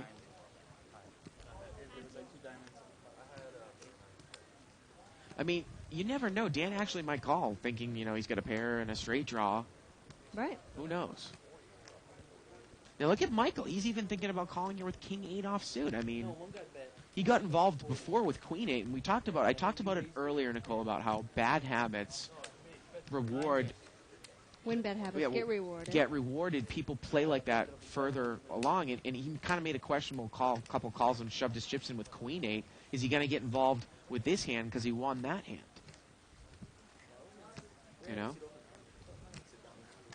He rightly folds. Nice job. See what Dan is going to do here. Action's back over to him. Ryan's flopped the straight. Ryan's got a little bit of cowlick thing going there in his hair, doesn't he? You know what that cowlick, right? Like, who's the little dude on Little Rascals with the cowlick? Yeah.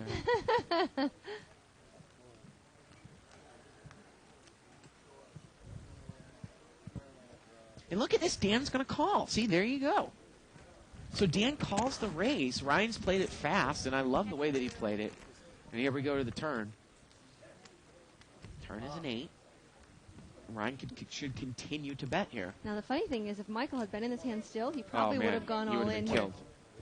And Ryan's going to move all in here. Ryan would have made some more money. I mean, this might be a question that is he betting a little bit too much here? I mean, the pot, he's betting about the pot. I mean, maybe he could have bet, say, maybe 100, something like that.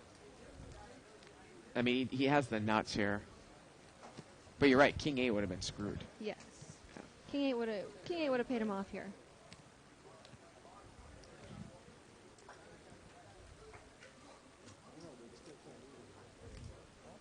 And I'll tell you, look at how long it's taking Dan to lay the hand down. Well, he finally lays the hand down.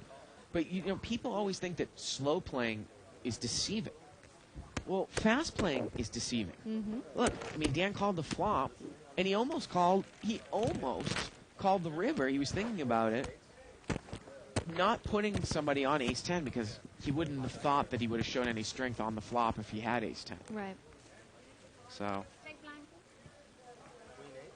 I almost feel like I give away too many secrets on this show.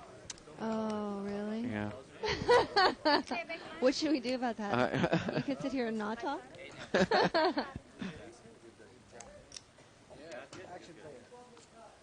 I mean, it amazes me some of the things that we've seen over the last year that's pretty much consistent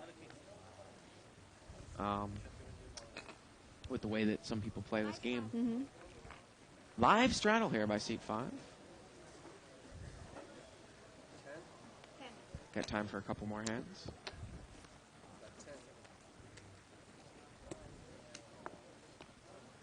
So straddled pot, we're going to see a call here by Dan with ace 9 of diamonds. And we're going to see four-way action times 10, so it's a $40 pot. Here we go. Jack 6-4. That hit nobody. Well, Sean except actually for has middle Sean. pair. Turns 10, and now Dan's got the nut diamond draw. Come on, somebody try to steal the pot. Take it down already. Flush draw, straight draw. Heart. You need a heart. Gets checked to Dan, and he's going to take a card here. And the river is an ace, and Patrick has an ace, So does but Dan. with Dan the has a kicker. better kicker. Let's see here. Dan's going to bet 40. You know, I'm going to come out and say that, well, you know what? Dan has bluffed occasionally tonight. That I don't necessarily know if I make that call with ace-5 Nicole on the river, do you? I don't think I do, no. Yeah, I was going to say, against a really tight player that makes no moves, it's an easy fold. An easy fold. But Dan, we have seen him periodically just, for some reason, just put chips in the pot. Right, maybe Kinda that's randomly. what Patrick was thinking. Yeah, well, Maybe he could have had anything like 10, Jack, 6, 4, etc. yeah. Possibly. And the button moves over there to seat number 3.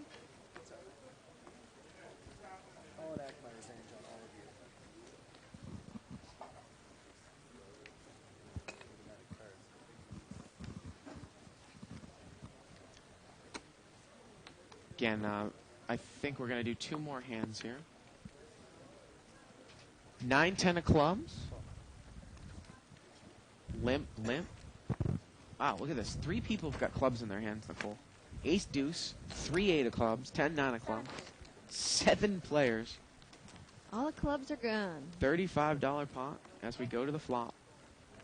Flop comes out ace, 6-3 with a couple of spades. And Jerry is going to come out and bet 40. Wow, what great work by our card guy, Ronnie. Unbelievable. All this limping. Jerry bets 40. With the semi-bluff. No one has an ace, and he's going to take it down. And this will be the last Oh my hand goodness. of This the is it? night. Nicole, Yes. always a pleasure. As with you. Do you like Bart. getting worked in now, like kind of like a new baseball glove? We're breaking you in. Huh? We might have to soak you in water overnight with like something in the. Oh, yeah? Yeah, that's how you break in a baseball glove. We have to pickle you overnight. Butt moves over here to seat 4. And Jerry's got ace king of diamonds here in the big blind. Dan's going to raise here with king 9. Interesting, he limped in with ace 9 suited last hand. Now he's going to raise it up with king 9. St. John calls with 10-9 off suit. Sean's got pocket 6s. And Jerry is just going to call with ace king. Now if a king comes out here, Dan could get into some trouble. Wow, Jerry's flopped a monster flop here. Dan's got top pair, and so does St. John. Jerry's got overcards and a diamond draw, and he's going to come out and bet. And what is Dan going to do here with king 9? He's going to bet 75. Now, this is the problem when you play a hand like king 9 in early position. It's real tough. He's going to make the call. You got to pray for a 9 on the turn. Luckily for him, he has a 9 of diamonds. Well, now that Jerry has bet, Dan has called, I think it's a pretty simple laydown for St. John. I mean, it's one thing if it's heads up, but remember, Jerry pretty much played it straight ABC post-flop. When he bets, he's got to have something. And St. John is going to make a nice laydown here, I'm sure. And he does. Now, look at this. Sean's got a set of 6s. And he's going to check raise all in. And Jerry's coming in here. Jerry's going to instantly call. And at this point, if you're Dan, I think this is an easy fold of king 9. Did you see how quickly Jerry put his chips in the pot? Yes. $205 check raise total, I believe. And we're talking about a pot now. We'll ask, how much more is it here that Sean put in the pot? That's the issue. 205 in total or 205 in more? 205 and more. So the pot now, we're talking about a pot that is, boy, it's about a $550 pot. It's $125 for Dan to call. I mean, he's getting about 4-1 on his money. A little under, he's getting about 3.5 to 1 here. But I still think this is not a hand odds equation, the way that this hand is played out. I think it's a fold with King 9. Even getting the price that he's getting. Obviously, it's much easy for me to say, right? Because I can see the cards. Yeah, I mean, it is easy for us to say. Yeah. But I think Dan knows this, too. I think with two people who push in front of you, you got to put, if nothing else, somebody's on an overpair. Your 9's screwed. You know, what are you going to do with King 9? Hope that you catch another 9 or a king is really all you can do, which was probably his hoping in the first place. And he's going to fold, and it's a great lay down yeah, there. With that much action, he can't stand. Yeah. And Jerry's got a diamond draw, but Sean's got a set. The turn is a 5, and the river is an ace, and Jerry figured hopefully that one of his overcards was going to be good, but it wasn't because Sean had a set. There's nothing Jerry could have done with that. I mean, huge hand. Well, that's going to do it for us tonight. Nicole, thank you again very, very much. Yes, thank you. Everybody stay around. Tune in tomorrow for 1020 No Limit. Of course, you can watch this show on a never-ending rerun starting at 11 o'clock Pacific time and ending tomorrow at 5 Pacific time. So for everyone here in the booth and for Nicole Pepe, I'm Bart Hanson. Good night, everybody, from Live at the Bike. You're not going anywhere. I'm not going. Where am I going to go with that? You're not going anywhere. Here is big, and it's closer than you think. It's not a tournament. It's what you don't see on TV. The cash is real. The stakes are high. They bet big. They win big. They lose big. High stakes live action poker. Live at the Bike. Watch it live on the web or play it if you dare at the Bicycle Casino right here in Los Angeles.